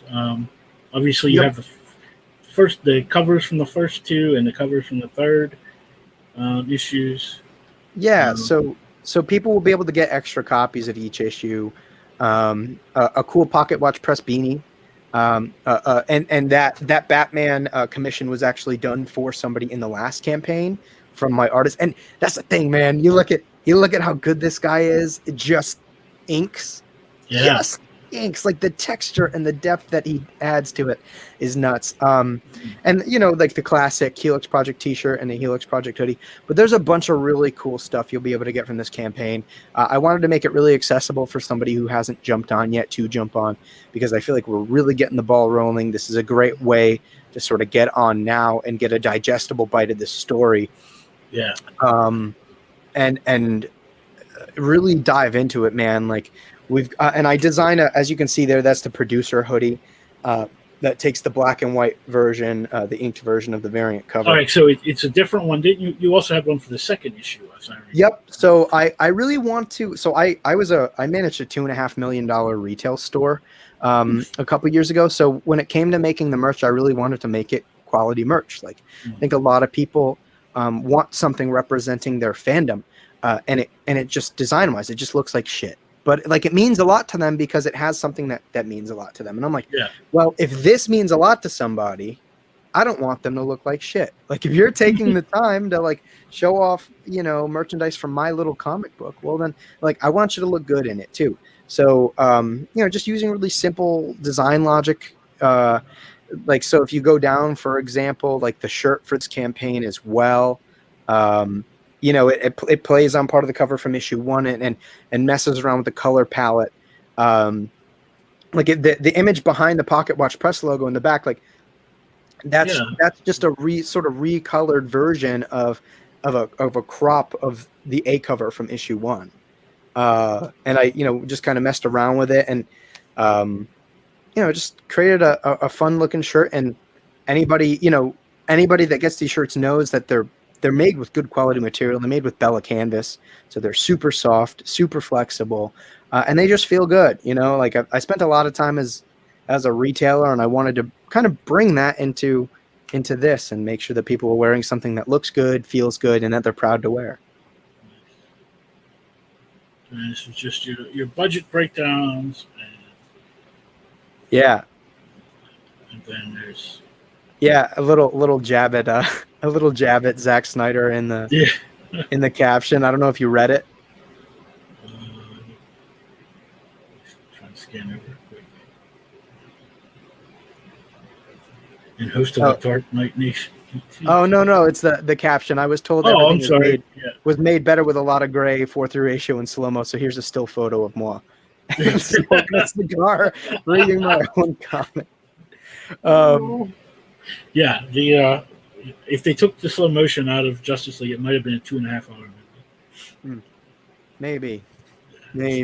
There was but yeah, man, I'm probably going to add a couple other bits of art from issue 3, but this is the sort of general gist of the page for now.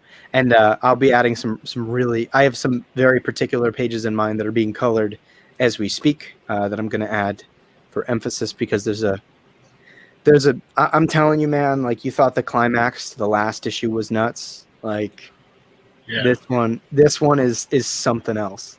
Yeah. So, I can't wait actually. Like when I read that and I was like, oh man, I need issue 3 now. Thanks, man. I need to. I can't believe I gotta wait like. That's the desired effect, man. And the big goal, because I mean it's not a cheap comic. I mean my goal is $6,500. My goal for the last one was $6,800. But like I think for me the big goal is just getting eyes on it, because I feel like these guys that I've had the pleasure of working with are just helping me make something real special.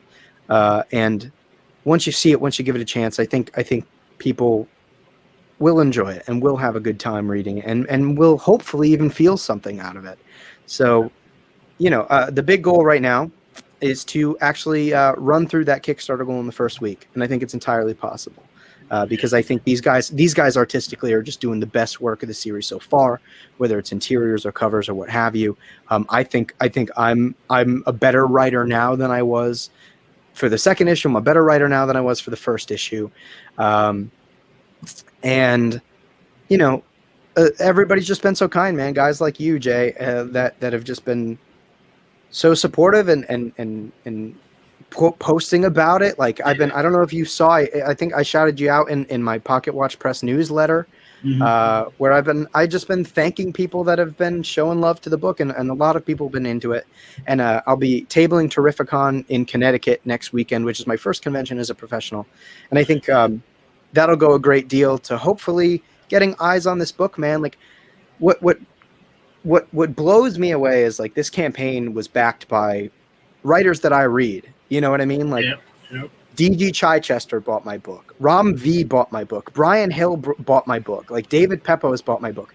That's the greatest compliment that I could ever have. Like guys that I read and respect and admire, and with most of them that I have studied their craft in order to hone my own. Like, that's like the ultimate vote of confidence for me. So, you know, I hope people give it a chance, because I think that they'll like it. And if they don't, you know, I'll appreciate that support nonetheless, and that they even gave it the time of day.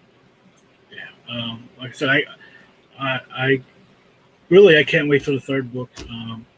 And as soon as I'll get the before you launch or whenever you have the actual, the link for the, make sure you get it to me. That way I can make sure I can share it out Monday, especially when I give out the review. Thank you, man. Make sure I add that in there, because try to get that book out as fast as we can. I appreciate it, bro. Thank you. And John, if you haven't read it, you need to back it Monday, because it is an awesome book. Thanks, dude. Yeah, and the big goal too is like if we can get it funded in that first week, and I know that money will be coming, like I'll make the print order the next week. Yeah, just so that I can get this book to people. I don't mind. I've already invested a lot of my own money, you know, on the front end, and obviously you can see like the goal for one issue is $6,500. Like most of that it has been spent on basically just paying myself back for it. Yeah. And we talked about it the last time I sat down with you, man. I'm not even really looking to get paid right now, because I want to earn the readership of people. I want to give it to people at a fair price that is accessible, and where they feel like they've even gotten a steal out of it. I mean, you pick up those books, man. It's printed. The paper is twice as thick as what you're getting at the big two. The cover stock is 75% thicker than what you're getting at the big two.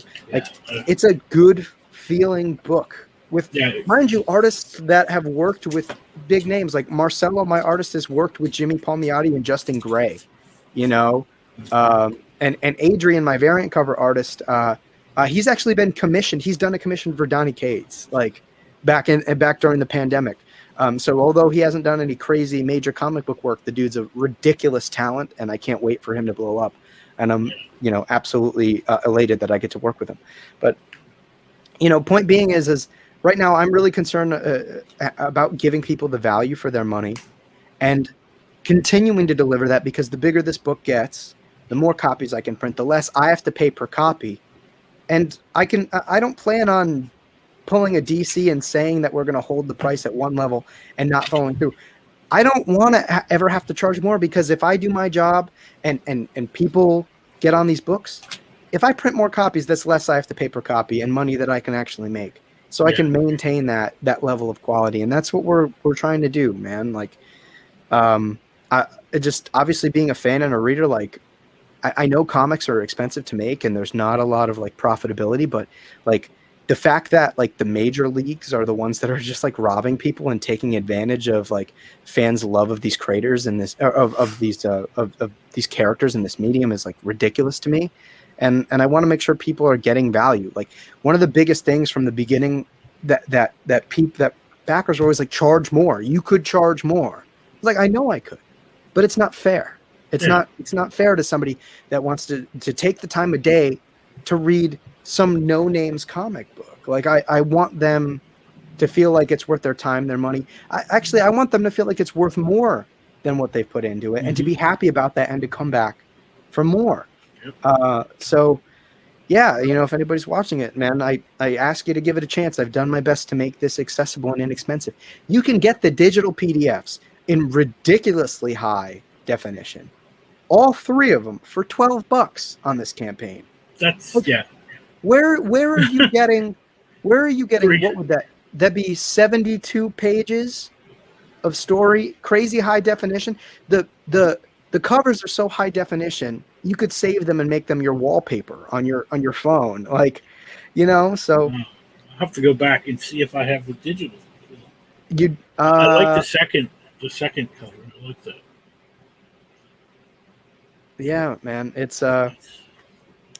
So yeah, I'm doing my best on a creative level and on a sort of financial and ethical level to like just give people value. I want them to feel fulfilled by reading the story, and I want them to feel fulfilled with their purchase. And to me, like, that's the best marketing strategy I could possibly have. When you were saying about being able to charge more, and I had I'm not going to say what name, but there was a book. Someone was on the show, and I went to back their book, and it was later on. It might have been like issue 5 or something. I don't remember. So I went to see what a catch-up tier, because I like catch-up tiers. And at first, they didn't even have one, and they were on. So it's like, all right, well, I'll see if I can get the digital, and it was like $35-$40 for like 5 issues. And I'm like, that's insane. I just spent $45, and I'm not going to tell you, I don't even know if it was that much, on a Kickstarter. And this is how many books I got for that much. Physical copies, not digital. Yeah. This is like every book they've ever put out, and that's how much and you want me to pay that much for 5 digital books?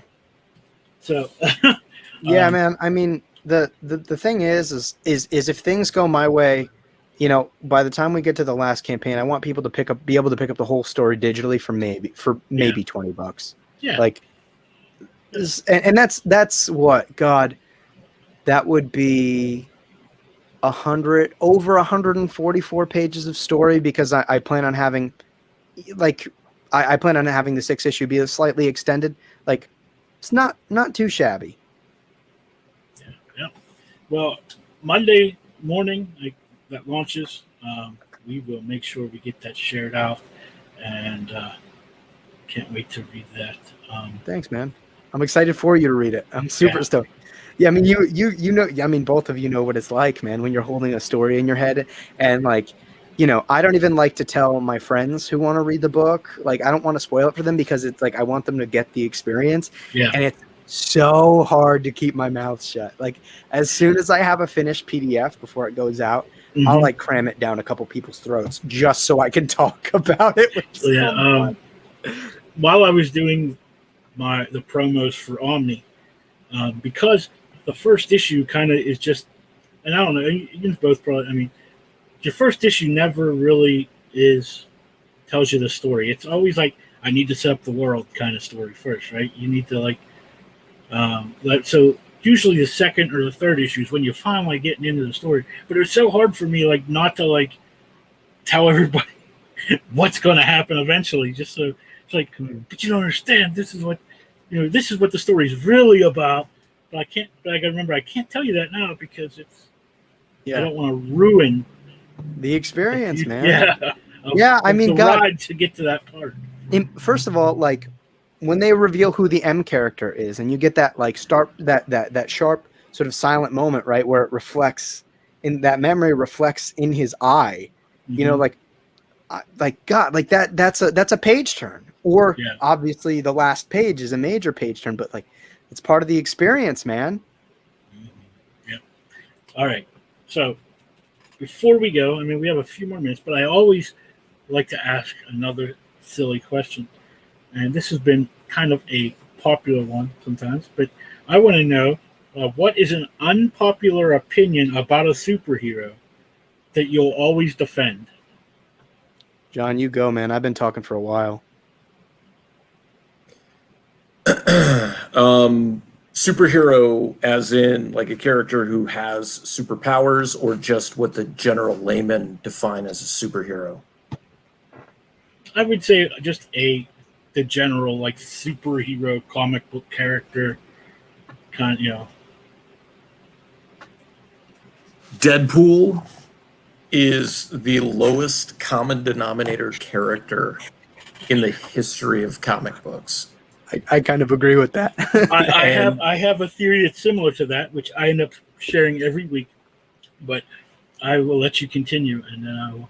And I defend that as it's fun to pile on the original creator of Deadpool, but I purposely purchased the Deadpool movie Blu-ray so I could listen to the director and Rob Liefeld do commentary, and it was worth purchasing because it was the greatest mutual jerk-off session I've ever heard my entire life. Liefeld claiming this is exactly what I envisioned when I created this character, and I was like, this is nothing like the character you created. Exactly. Like, and like, look, I'm happy. Like, I've never read Twilight, and I don't like Deadpool. But if those things get people reading books and reading comics, good. Mm-hmm. But when you have to constantly give a character new powers, change his origin, put him into every single conceivable possible scenario, title, so that you A, sell the book, and B, appease the fans who won't accept him as anything else, it's not a very good character. And you're just placating those fans. So it's insulting to somebody like myself who truly loves comic books. And if somebody comes up to me and says, Dick Grayson sucks, I'm like, all right, like, give me a good reason why he sucks, and I'll talk about it with you. But if all you're gonna do is just do it for the purposes of, like, there's no analysis to it, there's no breakdown to it. I went to school for design and eventually transferred over to the animation department. And one of the breakdowns that we would have when we had critiques was it was a critique. Like, if somebody showed you what they were working on, you could say, I like it, or I don't like it, or it's good, or it sucks. But you had to be able to back up why it did or it didn't work. You couldn't just be like, that's a terrible concept. Because I might know that you have something against that particular student, or the teacher might know that, or you didn't want to do this project and your bad attitude was showing through. And I was accused of that a number of times, and it was very, very true. But if somebody liked my work that didn't like me as a person, it just proved that my work worked.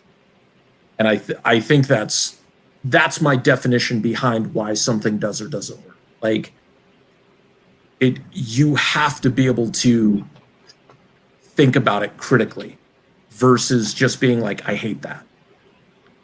And there's a ton of stuff out there right now that, like, that's one of the reasons why I'm not reading I don't read any Marvel, and I'm only reading a handful of DC books. And most of the stuff that I've got on my sub list in my pull boxes is independent or creator owned. Like, I don't pick up a ton of stuff from any of the big publishers anymore. Yeah, but along those lines, like, I would tell everybody that I don't care what Rob Liefeld says, Deadpool today is not the Deadpool he created. But he won't say that because this Deadpool makes him lots of money. And I tell everybody, I said, if you don't believe me, you go back and read New Mutants and you read the first couple issues of X-Force, and he was a completely different character. He was crazy. Like, don't get me, I mean, he was nuts, but he didn't talk to the readers. He didn't care about eating tacos or chimichangas or any of that. He had different powers. He could teleport. And he was literally an assassin, is what he was. And then Marvel decided somewhere when they did the miniseries with Joe Madureira, they started making him kind of like a comedy character in that. But then that next miniseries that Ian Churchill drew, it kind of took him back to being a more serious character. But then they did the regular series with I think it was Jeff Loeb and Ian and Ed McGuinness, and then that's totally they totally changed the character. And I was like, honestly, like those first couple of, it was actually Joe Casey. That's Ed Joe McGuinness. Casey. Yeah. That's the only Deadpool that I actually enjoy, because that was kind of him in that transition period from where he was just supposed to be this total badass who just talked too much to being kind of goofy. So I enjoyed that, but I think more of it was I really love Ed McGuinness's artwork. So that's really what drew me into it, like the thick, bold lines and the way he drew his characters, like more stocky and stuff like that. I appreciated that, and some of my artwork has been influenced by that. But yeah, Deadpool, get a cool look, but I am definitely more of a DC guy than I am a Marvel guy. And knowing full well that that's a ripoff of Deathstroke, a Deathstroke ripoff. I mean, come on, they have the same name. I don't. Slade Wilson. Yeah, and then to know that he, like, Liefeld has gone on and just basically ripped off the same two characters forever of Deadpool and Cable, and he just keeps doing it is just kind of funny. And he built a fan base out of it. So I mean, good for him. But at the same time, I don't have, from a creative standpoint, I don't have any respect for that. So yeah, I belong to his Facebook page, like, group that he actually, like, talk to people on it and everything. Like, it's cool because most creators, they'll have a Facebook page and Joe Schmo the Eskimo runs it, and that person never doesn't. But if you ever say anything bad about him, he'll ban you. Well, that's because Rob Liefeld is self-absorbed, and he probably he has to control everything. He types his own name into every search bar he can find at least twice a day. Yeah. So, but he'll even tell you, like, I remember when he pitched Deadpool to Marvel, when the thing he said is, it's Spider-Man that kills people. That's how he was Spider-Man that kills people. That he's like an evil Spider-Man, and that's why he would talk like he did, because he was trying to make it be, the Merc with the mouth. So that was kind of. What just, like, there are so many reasons why I'm dumbfounded that Rob Liefeld has such a cult following, but one of them is that, like, he's like, yeah, every single one of my creations is going to be this character plus this character. It's like, well, why don't you create an original character that's not derivative of something else or something that you happen to stumble upon in the past? Like, I don't know. That's a whole nother conversation. But, like, in terms of hot takes, man, I think Peter Parker's the most overrated character in comics. I think his down on my luck, shit has been burnt out so many times. I think there are more bad Peter Parker stories than there are good Peter Parker stories. As far as I'm concerned, like, I think he would serve more of a purpose either dead or as a mentor figure to another Spider-Man. I think his time in the spotlight is done. And there's only so much you can milk out of him now. It's funny that you say that, because I remember when Marvel tried to move Peter Parker ahead to make him an adult. You know what I mean? Like, get him away from Straczynski's Spider-Man run was like, and everybody, like, threw a fit, so they had to do Brand New Day and like reset everything. Well, here's the thing. By everybody threw a fit, like, you got to mean, like, Joe Quesada and the guys at Marvel, because they were like, we got to appeal. We got to appeal to our teenage demographic that doesn't exist anymore, by the way, because most of the people reading your comics now are adults. But hey, let's not have that conversation. Or the fact that, like, Straczynski's Spider-Man is, like, I'm not a big fan of John Romita Jr.'s art, but is, like, one of the most coherent Spider-Man runs, not only, like, in the last 2 decades, but, like, of all time. Like, it's for the most part. I don't know, but either way, like, we're not going to talk about how like the best Spider-Man in the last decade was like when Miles? Doc Ock was in his body. Oh yeah, like, come on. like what? Yeah. Like, listen, I know people love Peter Parker, but like, how many times can you do the like, oh, this just happened to go wrong out of nowhere? Like, you made Peter Parker one of the richest guys in the Marvel universe, and despite the fact that I don't think the execution was great, the idea was solid. Like, let's actually bring Peter Parker into a new space that's unfamiliar and give him challenges that he hasn't faced yet. And Cool. especially at that point is when they brought Miles into the 616, so they could still have Miles be the teenage Spider-Man, and now you can have the adult Spider-Man doing that kind of. God, yeah, people talk as if like they're doing Miles some great respect, and it's just like, really? Because you just took him from being the Spider-Man of the Ultimate Universe to a Spider-Man in the 616. Like, to me, that's disrespectful. But yeah, Peter Parker's overrated, dog. Like, make him, kill him. Like, They that's did that fine. after they did. Like, kill Peter Parker or make him a mentor figure for Miles. Like, let him settle down. Let him marry Mary Jane or whatever the hell you want to do, as long as Green Goblin doesn't fuck his girl and like have them make weird little goblin kids. Like, I don't care, man. But like, yeah, Peter Parker's overrated. I've said it. Don't at me. I don't care. Okay. My favorite was I mean I like Miles. I was reading Miles up until like the teens of this one. And then I just, for whatever reason, like I stopped reading Immortal Hulk, I stopped reading Miles, and then I was just like, I'm still paying for these books, even though I'm not reading them and they're filling up my long boxes. So like I had to cancel them because I'm like, that $4 per issue could go to an indie. That $4 could go to something I'm reading. Mm-hmm. And I mean, I read through Rick Grayson and I hated that storyline, and I'm like, please bring him back and give me Dick Grayson back. And you gave me him back, and then you slapped me in the face like one issue later by making him Batman. But at the same time, I'm like, okay, you brought him back in a cheesy way, which I wouldn't have done. Like I plan on doing a breakdown of how I would have written the whole Rick Grayson story, and he wouldn't have been Rick Grayson, but he would have walked away from being Nightwing.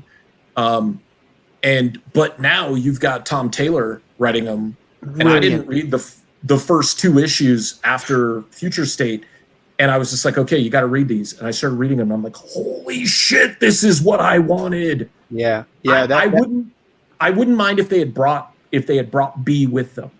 Like I would have been okay with that because I think Dick can handle being the hero and being with somebody. I don't like the fact that he acknowledged that Alfred wanted something more for both him and Bruce.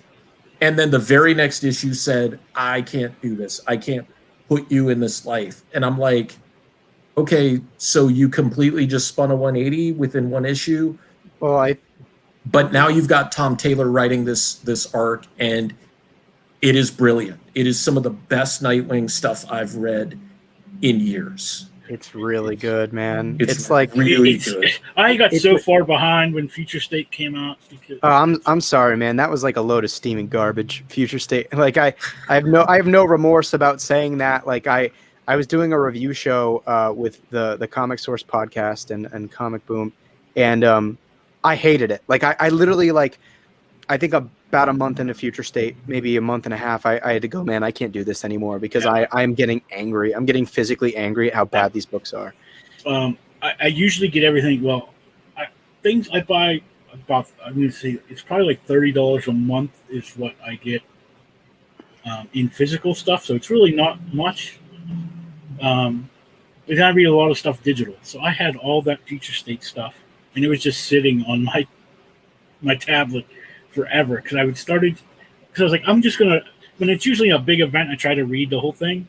Mm-hmm. So I started with Aquaman, and Good it was book. like, yeah, but it was like, I was like, okay, this is not Aquaman, it's Aqualad. Honestly, I was fine with it though. Like the Aquaman Future State, yeah, I think it was arguably like the best 2 issues to come out of all of Future State. Like it was.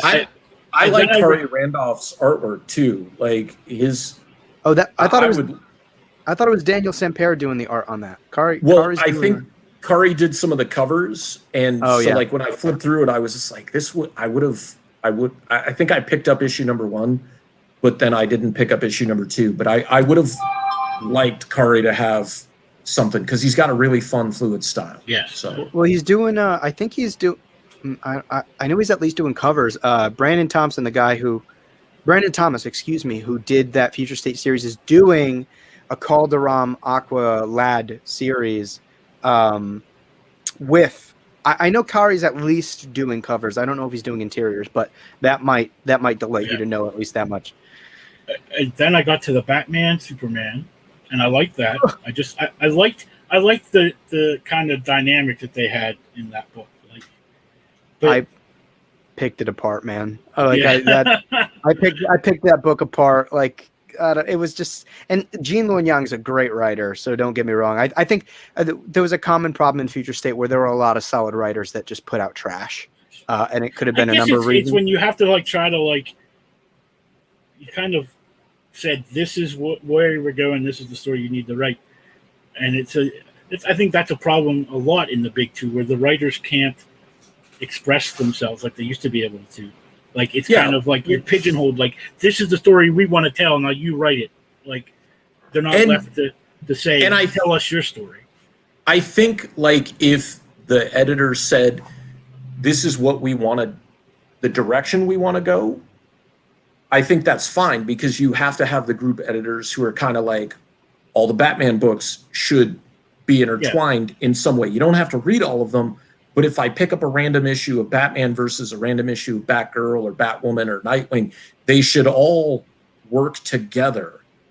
Same thing with Superman, same thing with Spider-Man. But I think to me, it's a lot like the movie studios. The movie studios are way too involved in the creative process. You hired this director, and then you're going to put handcuffs on them, and you're like, we want you to put in these 97 ideas. And it's just because we need to sell stuff when this movie's over. Exactly. So and we need to push these 19 other movies that are spinning off from this. And if you think back to the days, and it's not the same, but if you think back to the days of the 30s and the 40s when you had studio systems where actors were contracted to a studio. And in order to get this actor over here, I had to give you this actor right here for 2 movies. And that was the only way things worked. And now you have Disney signing actors to 10 and 12 picture deals and saying, you can't work for any of these other studios. And then signing these directors. And then when something goes wrong, you're like, okay, well, we're going to get rid of you. And then the fans make them bring them back and stuff like that. There's too much interference from the fans to try to make fans happy. I get that. I want a movie that I'm going to like, but at the same time, I'm not going to get mad at a casting decision because I'll tell you what, I was so stoked when they cast Christian Bale as Batman because I saw Equilibrium and I was like, yes. And then I saw Batman. And don't get me wrong, the Nolan Batmans were really good. They were really solid, but I was just like, he didn't fit Batman for me. And it was the way he was written. He didn't use any detective skills. It was pure brawling. There was it wasn't Batman to me. Mm-hmm. And that was his delivery, but I thought he was a brilliant Bruce Wayne. He played a douchebag to perfection, which throws you off the scent of there's no way this guy's going to put himself out there and risk his life. He's this this money boy, that's all he is. And, so I think there's way too much studio interference and that's basically just the field to build all this intellectual property. So you have movies and TVs for the next 100 years. Yeah. And to me, that's why comic books will never be respected because all it's doing is in the broader scheme of things. I respect independent comics because we're not trying to get movie deals and animation deals and stuff, but for the most part, for the most part, there are some. Unless you're Mark Millar and everything you write is with the intention of making a movie or a television show about it. Whenever you see somebody has a movie deal before the comic is even out,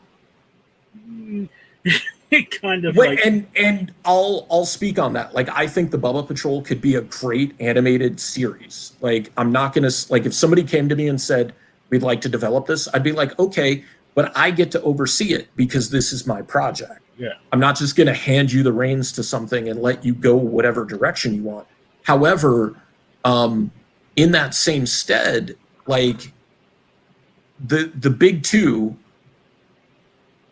So, like, you're making these movies that make $1 billion or more than $1 billion, the highest grossing films of all time.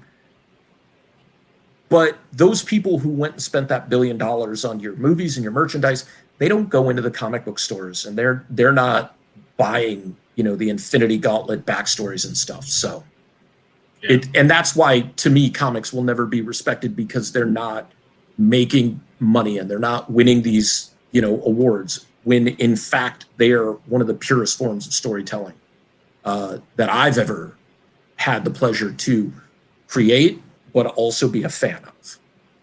Yeah, I agree.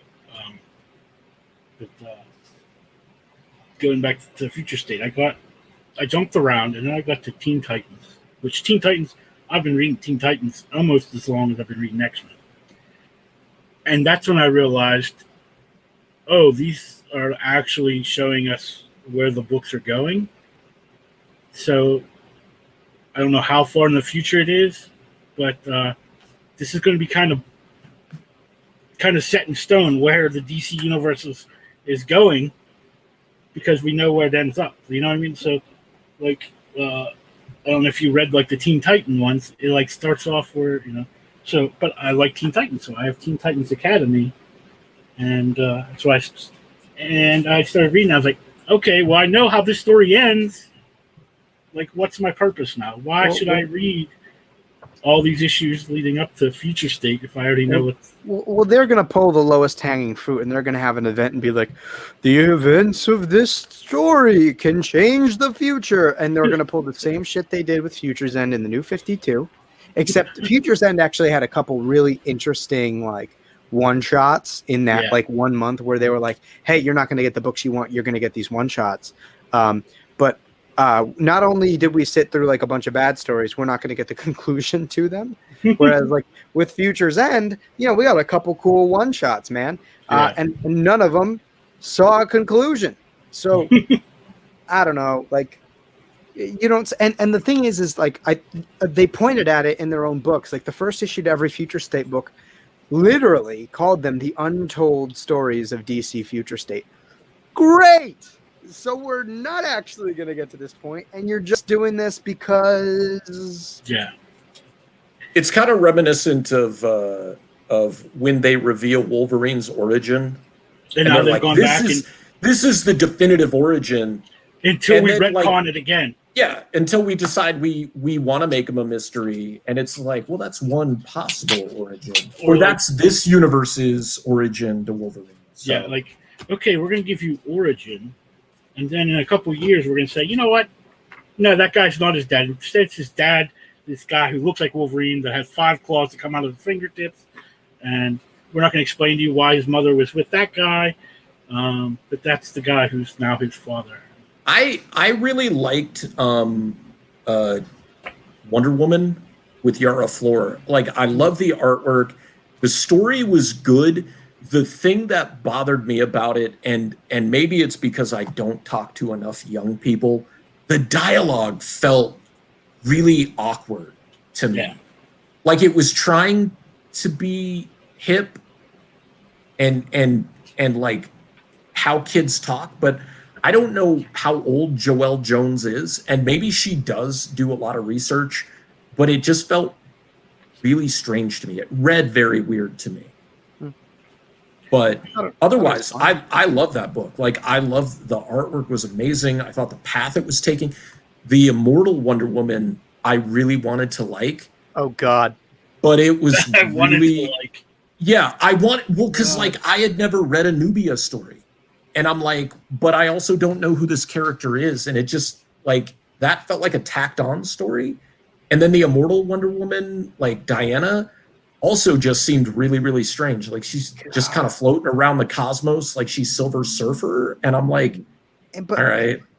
oh, dude, like don't let me get on this rant of just how the Immortal Wonder Woman failed on every level possible. Like even art, like Jen Bartel, whose covers I love, sequentially awful. Everything looks super stagnant. Camera angles 9 times out of 10 were super flat and like unengaging.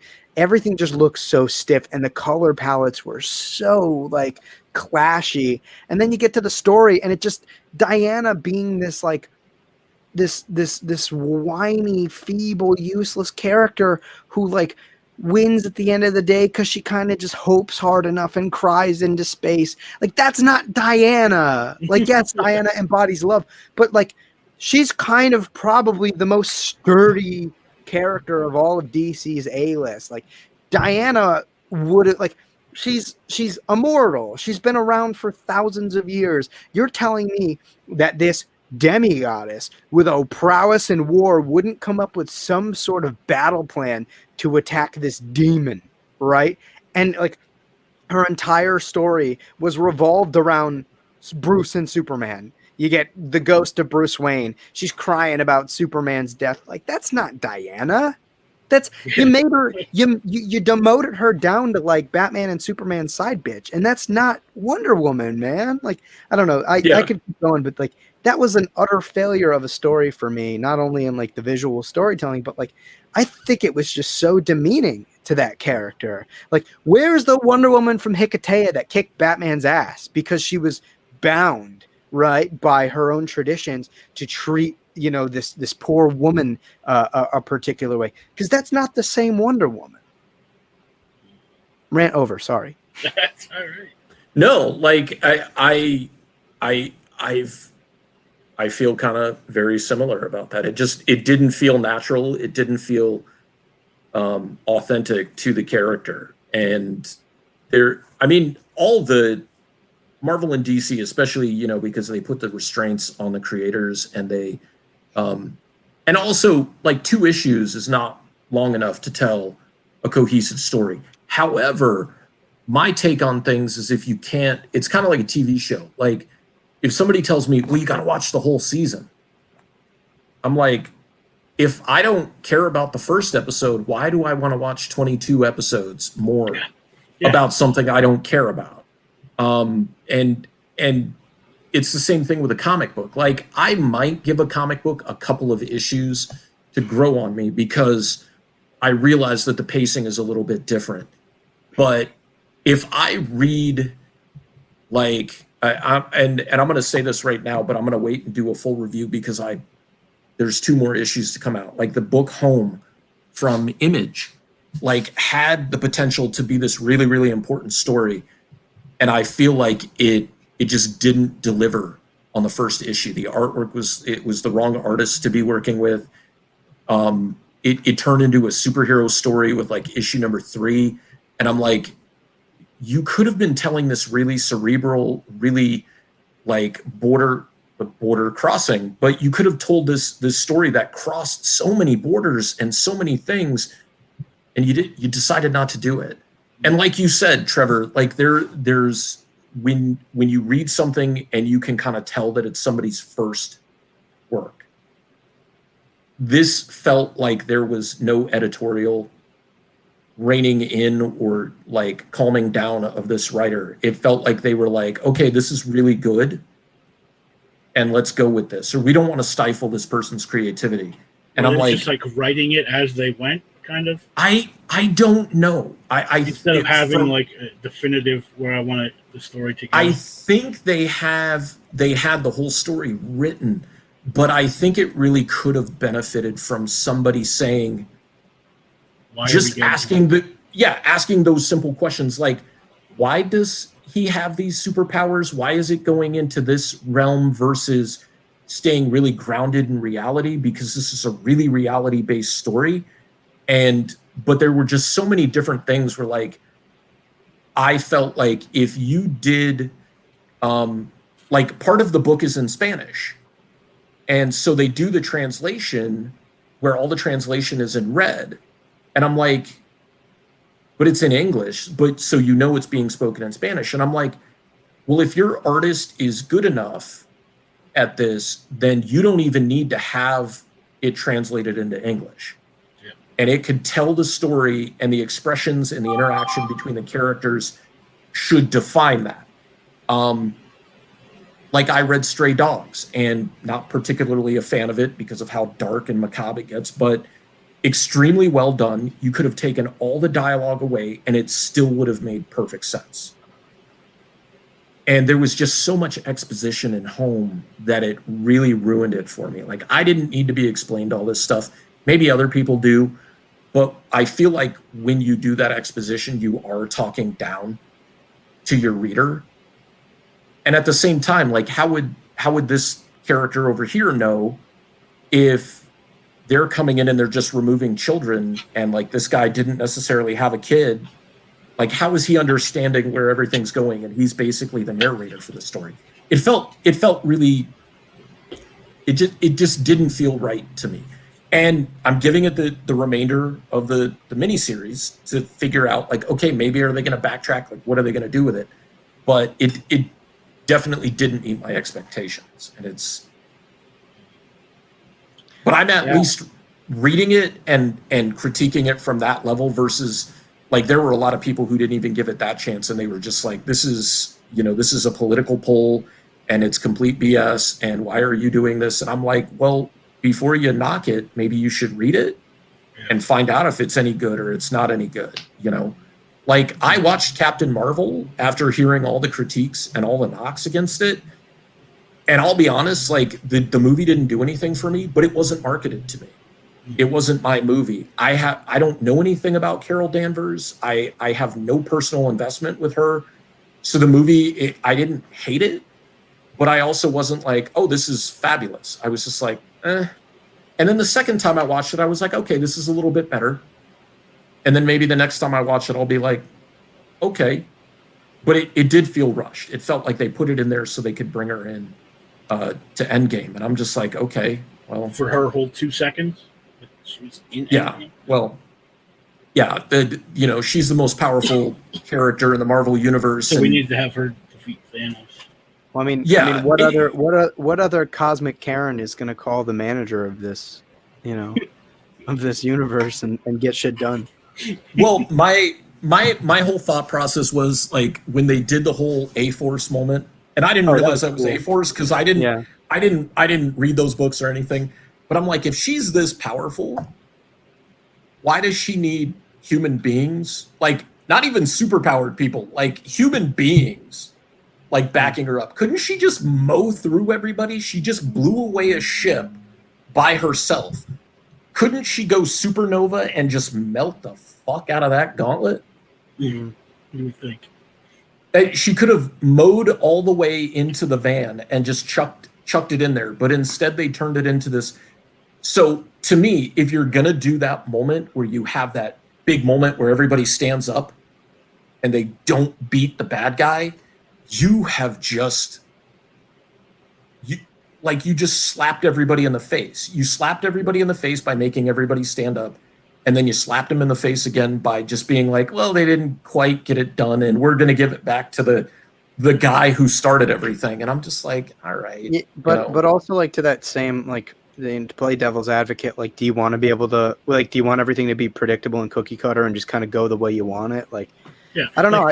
I feel like all the best stories, like, and I know a lot of people hate this saying, but, like, I feel like the storyteller should give the reader what they need, not what they want. Like, yeah, there's an experience there, and, like, if A-Force just kind of mollywopped Thanos right then and there, well, then I wouldn't have that fucking, phenomenal moment at the end where, Robert Downey Jr.'s character arc is completed, and he does make the sacrifice play that Steve said he would never make. Like, I don't know. And to me, that's debatable, that he made the sacrifice play versus it had to be about him. Because it's always been about him. He figured everything out so conveniently. You made Bruce Banner a friggin' moron. Like, I don't know. Like, they didn't deal with the ramifications of Infinity War. They just didn't. they just completely said, well, we're gonna undo all this stuff. And that's not what heroes do. Heroes deal with stuff. They don't go back and say, well, how do we completely undo this? And I don't buy that story arc for Tony Stark for 1 minute. It was the way to get him out, because RDJ was like, I'm done. It was a way to get Chris Evans out because his contracts were over and everything. But at the same time, like, I don't buy Tony Stark being benevolent about it. I buy him as being the Jeff Bezos. I'm going to space for 11 minutes. Look at me, I'm a hero. Like, you didn't deal with anything that he did. Like, there was absolutely no. There was, like, Thor's story arc was way more coming full circle. Like, he didn't deal with his grief. That was the point. Yeah.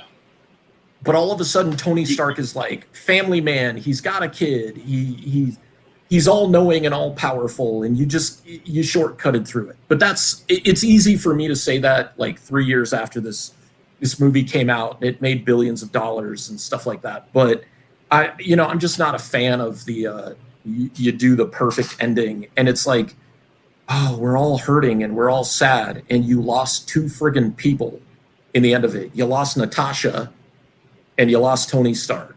Like, you lost 2 people in the grand scheme of things, and somehow that's greater than the 64 quintillion lives that were wiped out from before.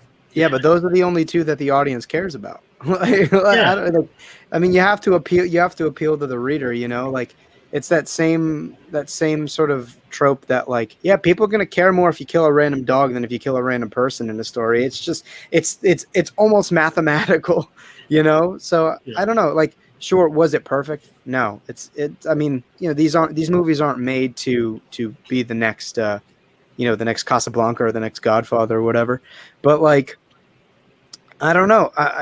I thought it kind of did everything it needed to do in the end to satiate what the characters needed for the most part. Like, yeah, I mean, Robert Downey, like he did make the sacrifice play. No matter how shitty Iron Man 3 was, the most interesting part was him dealing with his PTSD and the repercussions of his actions in New York. And then you get into Civil War, and he deals with the repercussions of what he did in Age of Ultron, and how and further how he treated Steve and how he alienated the people that were closest to him, and then you finally get to that moment where he's built a family, and he's like, well, I can't lose my family anymore. I can't lose my family again, and I can't sacrifice somebody else for what I need to get done. So I'm going to make the sacrifice play. Like, it wasn't perfect. It wasn't like the most poetic narrative through line, but, like, kind of got the job done. Like, shit. It's a popcorn movie, and it's got to be, it's a superhero movie. It's got to be spelled out, and that's basically what we've come to with cinema. It's not cerebral anymore. You don't have to think. I don't know. Did you watch The Lighthouse? I thought The Lighthouse was pretty cerebral. No, I'm talking about like big budgeted, like, superhero movies. Like, you don't, like, I don't want to go and think about stuff. I just kind of want to just, like, watch. But I really enjoy how Marvel tells us how Captain Marvel is the most powerful person, but Wanda actually beat Thanos twice in the movie by herself. Oh yeah, just because he kept using the time stone to go back. Yeah, like, she literally kicked his ass on her own. But that was really brilliant on both ways, because. But then at the same time, like, at the end when she's like, lamenting over Vision, I'm like, well, what was the time frame that we had where, like, she became attached to him? Like, what was that time frame? And I'm like, not a real person. Yeah, but to her it was. I mean, like, that's kind of. Well, yeah, I mean, I think also there is also, like, a highlight, like, she's mentally unstable, so she's not really going to form attachments the same way we do. Yeah, and I think the thing was, the only person she was ever close to was Pietro, and he gets killed, and the next person who, like, she's stuck there alone with Vision for I don't know how much. So that's the next connection of somebody she had, so that's why she was like with him, and who knows? But how long were they in wherever? Just those two.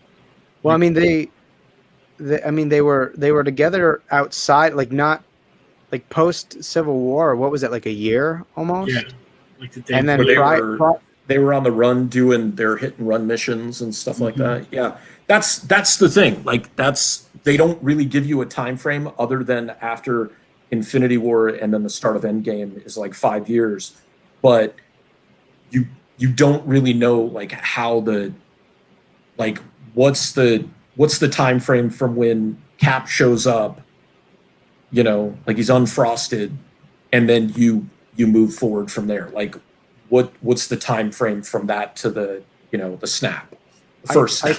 Well, I think there was a timeline that I think Endgame occurs in 2023 or something like that. I think they set like a start and an end point. So you know, but that was post-mortem, like that was after the fact, you know, that you can kind of start to connect the dots. But yeah, like regarding like those two characters' connections, like, you know, Vision was desperate to be human and Wanda was desperate for companionship. So it kind of makes sense that they would have formed such a connection so quickly. Like, yeah, you can judge the stability of that connection with like a mentally unstable woman who has the power to manipulate reality and a robot that has sort of a, you know, that has nothing more than like digital coding on what it means to be human. But like, I think that's part of like what makes that sort of so interesting. I mean, I think the beginning bits of WandaVision really sort of pointed at that without being overly explicit, you know, and then they ended the show with Wanda being, look, I copied your homework and put it in the sky. And that's the thing. I haven't watched any of the Disney Plus shows yet. Because I'll watch Bad Batch, and you know, I finished earlier when you were saying about the MCU never really touched on like after the snap, and that's kind of like the whole premise of Winter Soldier, Falcon and Winter Soldier. Yeah, that's what I've been told. So I'm thinking that might be what I start with.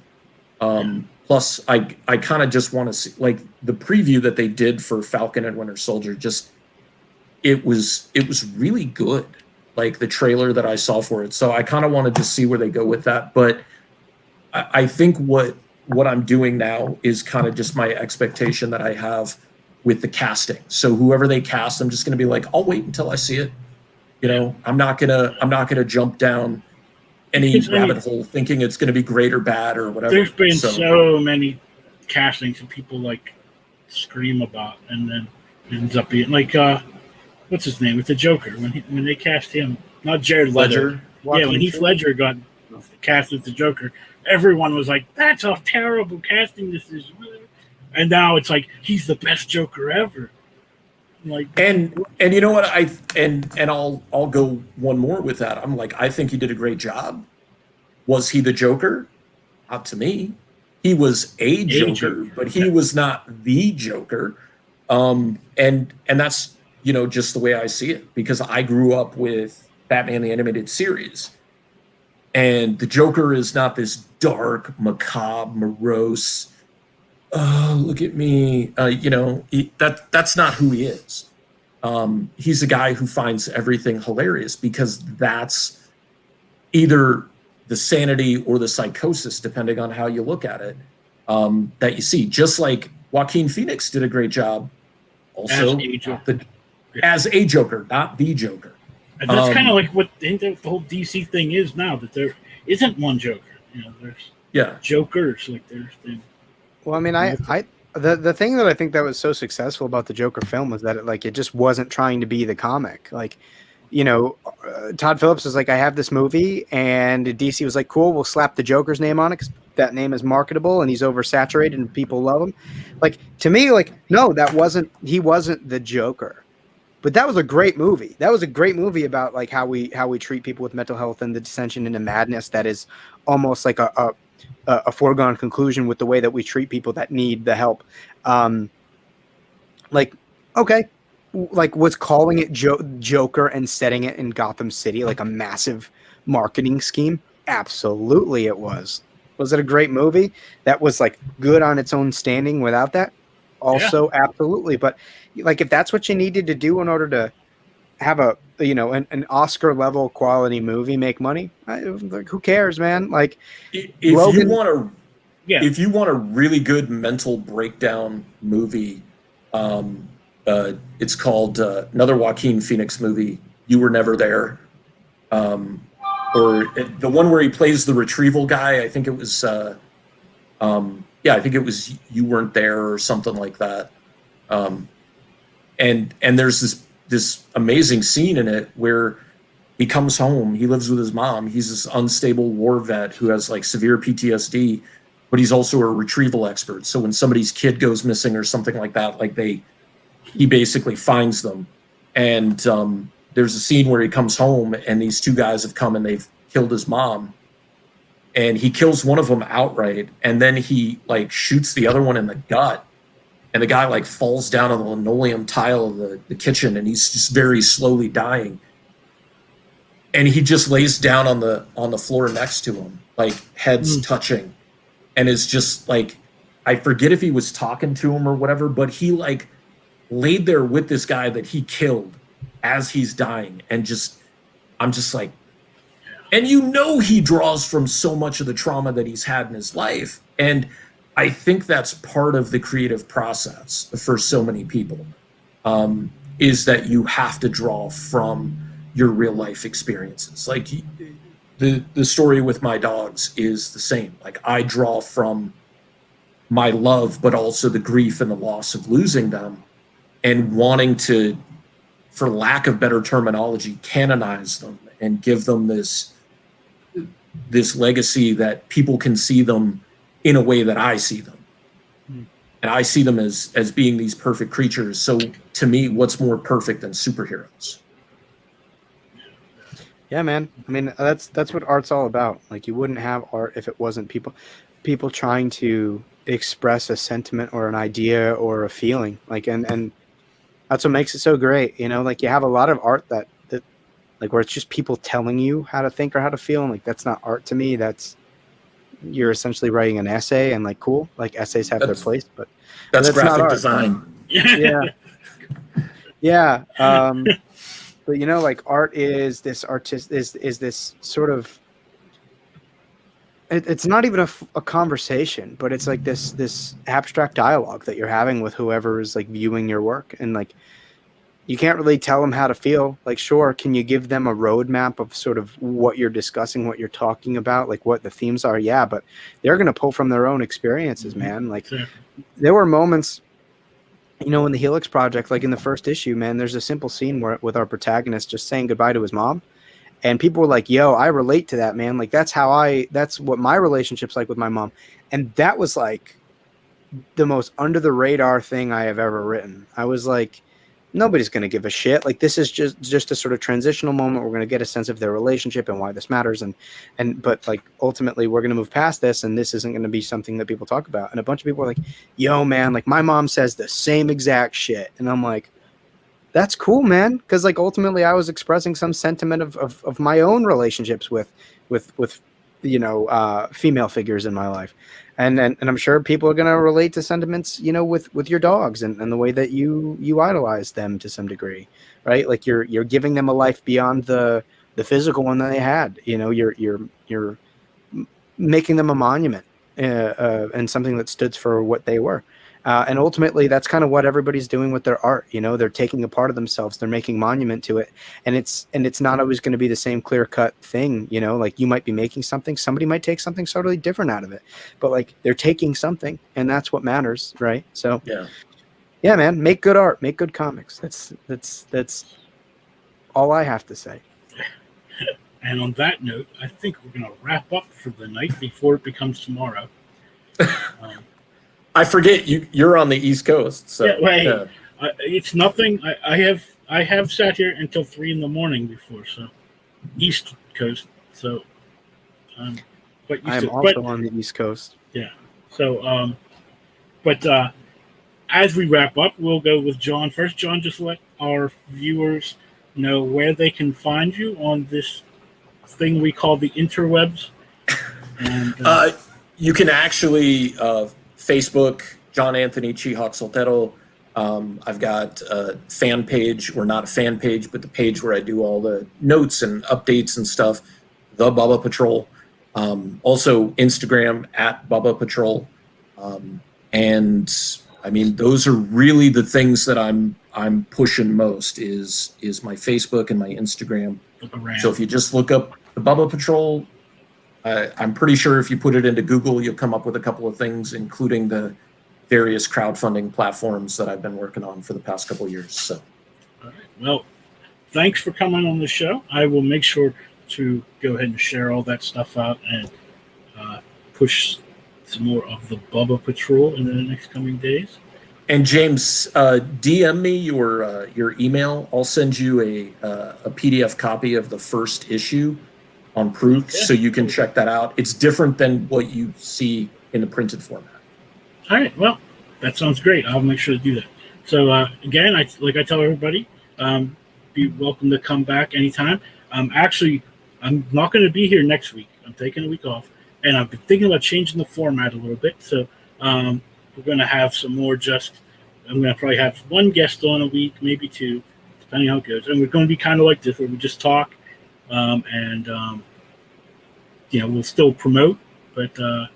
I kind of used to do a regular old school audio podcast where I actually had me and two other guests, and we'd have one special guest on. We'd do some review stuff, and then we would talk comics and whatever, all the other crap that's going on in the geek world. So, but Nice. You're welcome back anytime. But you don't have to be promoting something.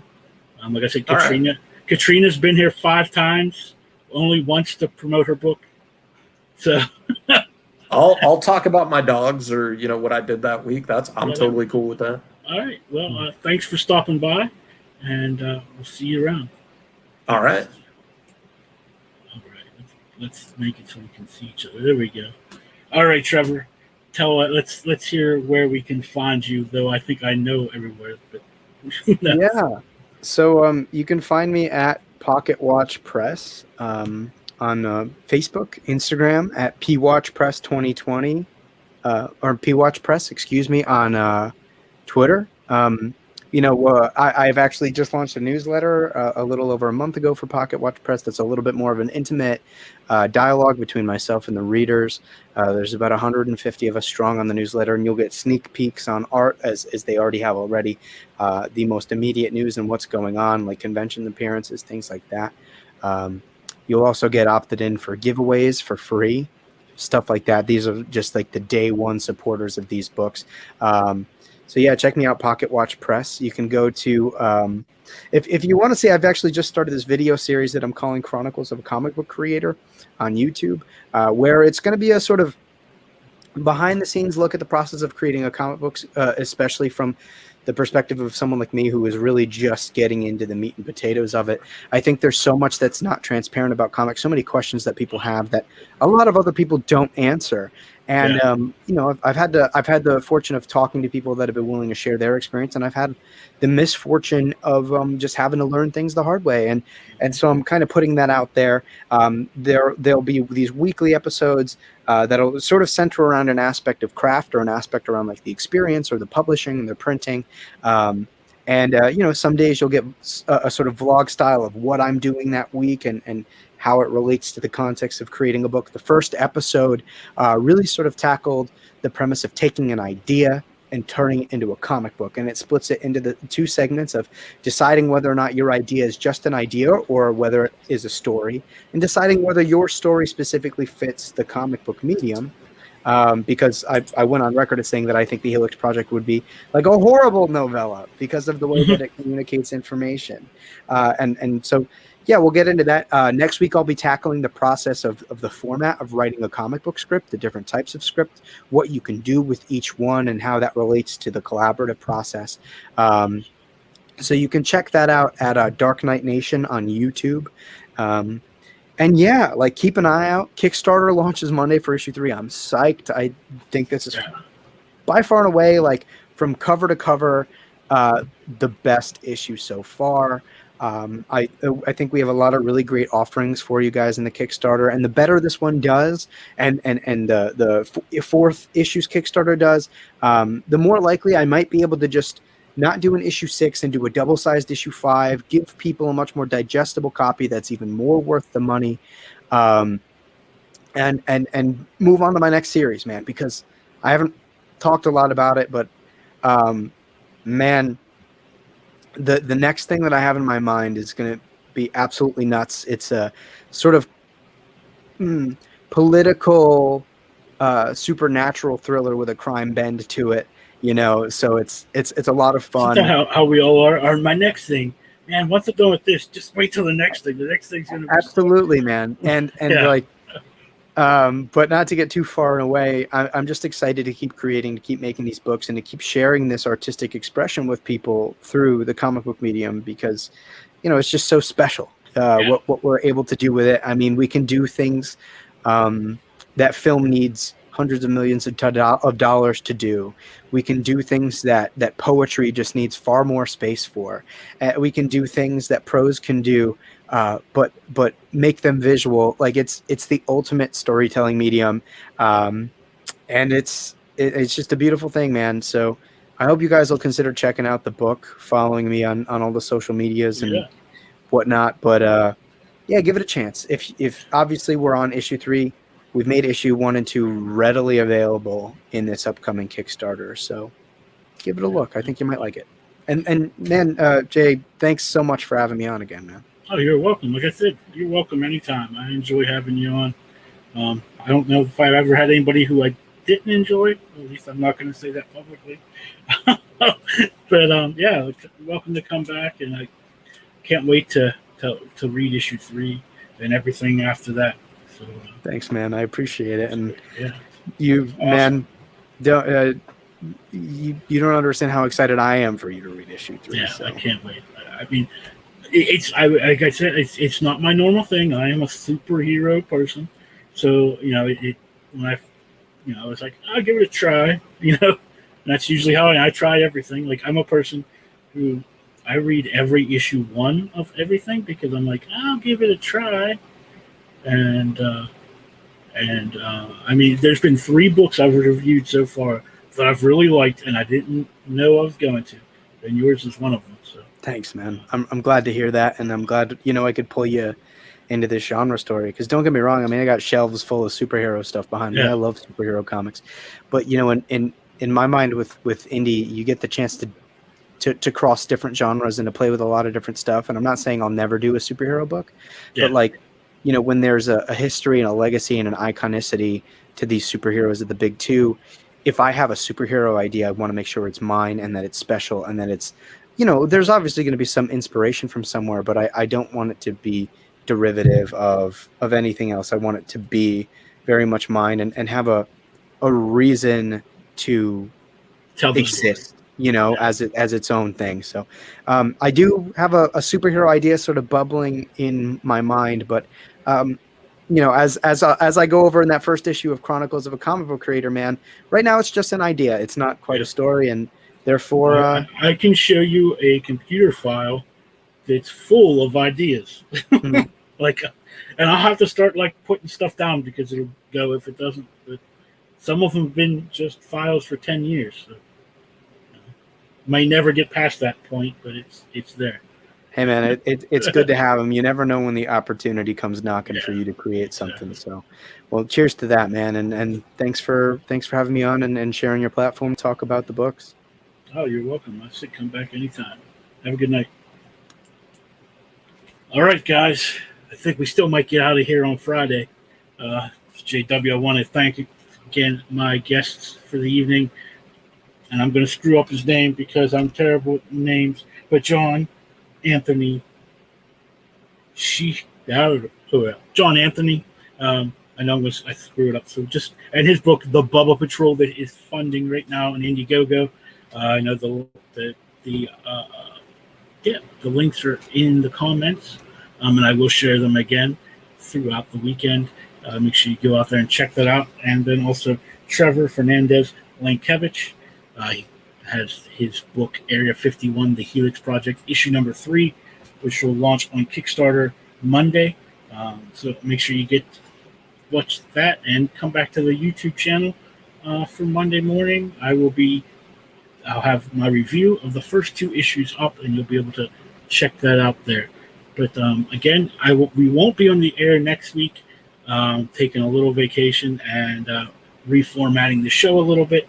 So, but be sure to be back in 2 weeks. And Casey Torrance Allen will be on the show on August 6th. And I might have some other guests along the way. But again, just go out there and support these indie creators. I know cons are coming back. I know Trevor himself had mentioned he's going to be at a con this weekend up there in Connecticut. So get out there and support the creators and Kickstarter, Indiegogo, Amazon, wherever they're available. And it's a little thing I want to tell you. You know, when you support these creators, I mean, even if it's $1, you get new comic books. It's really cool. I mean, I like to do it. So go out there. Have a nice, safe weekend, everyone. See you in 2 weeks. Make sure you check out the Hooligan Alley reviews next week. Got a couple other books I will be talking about. And hope to see you there. Peace.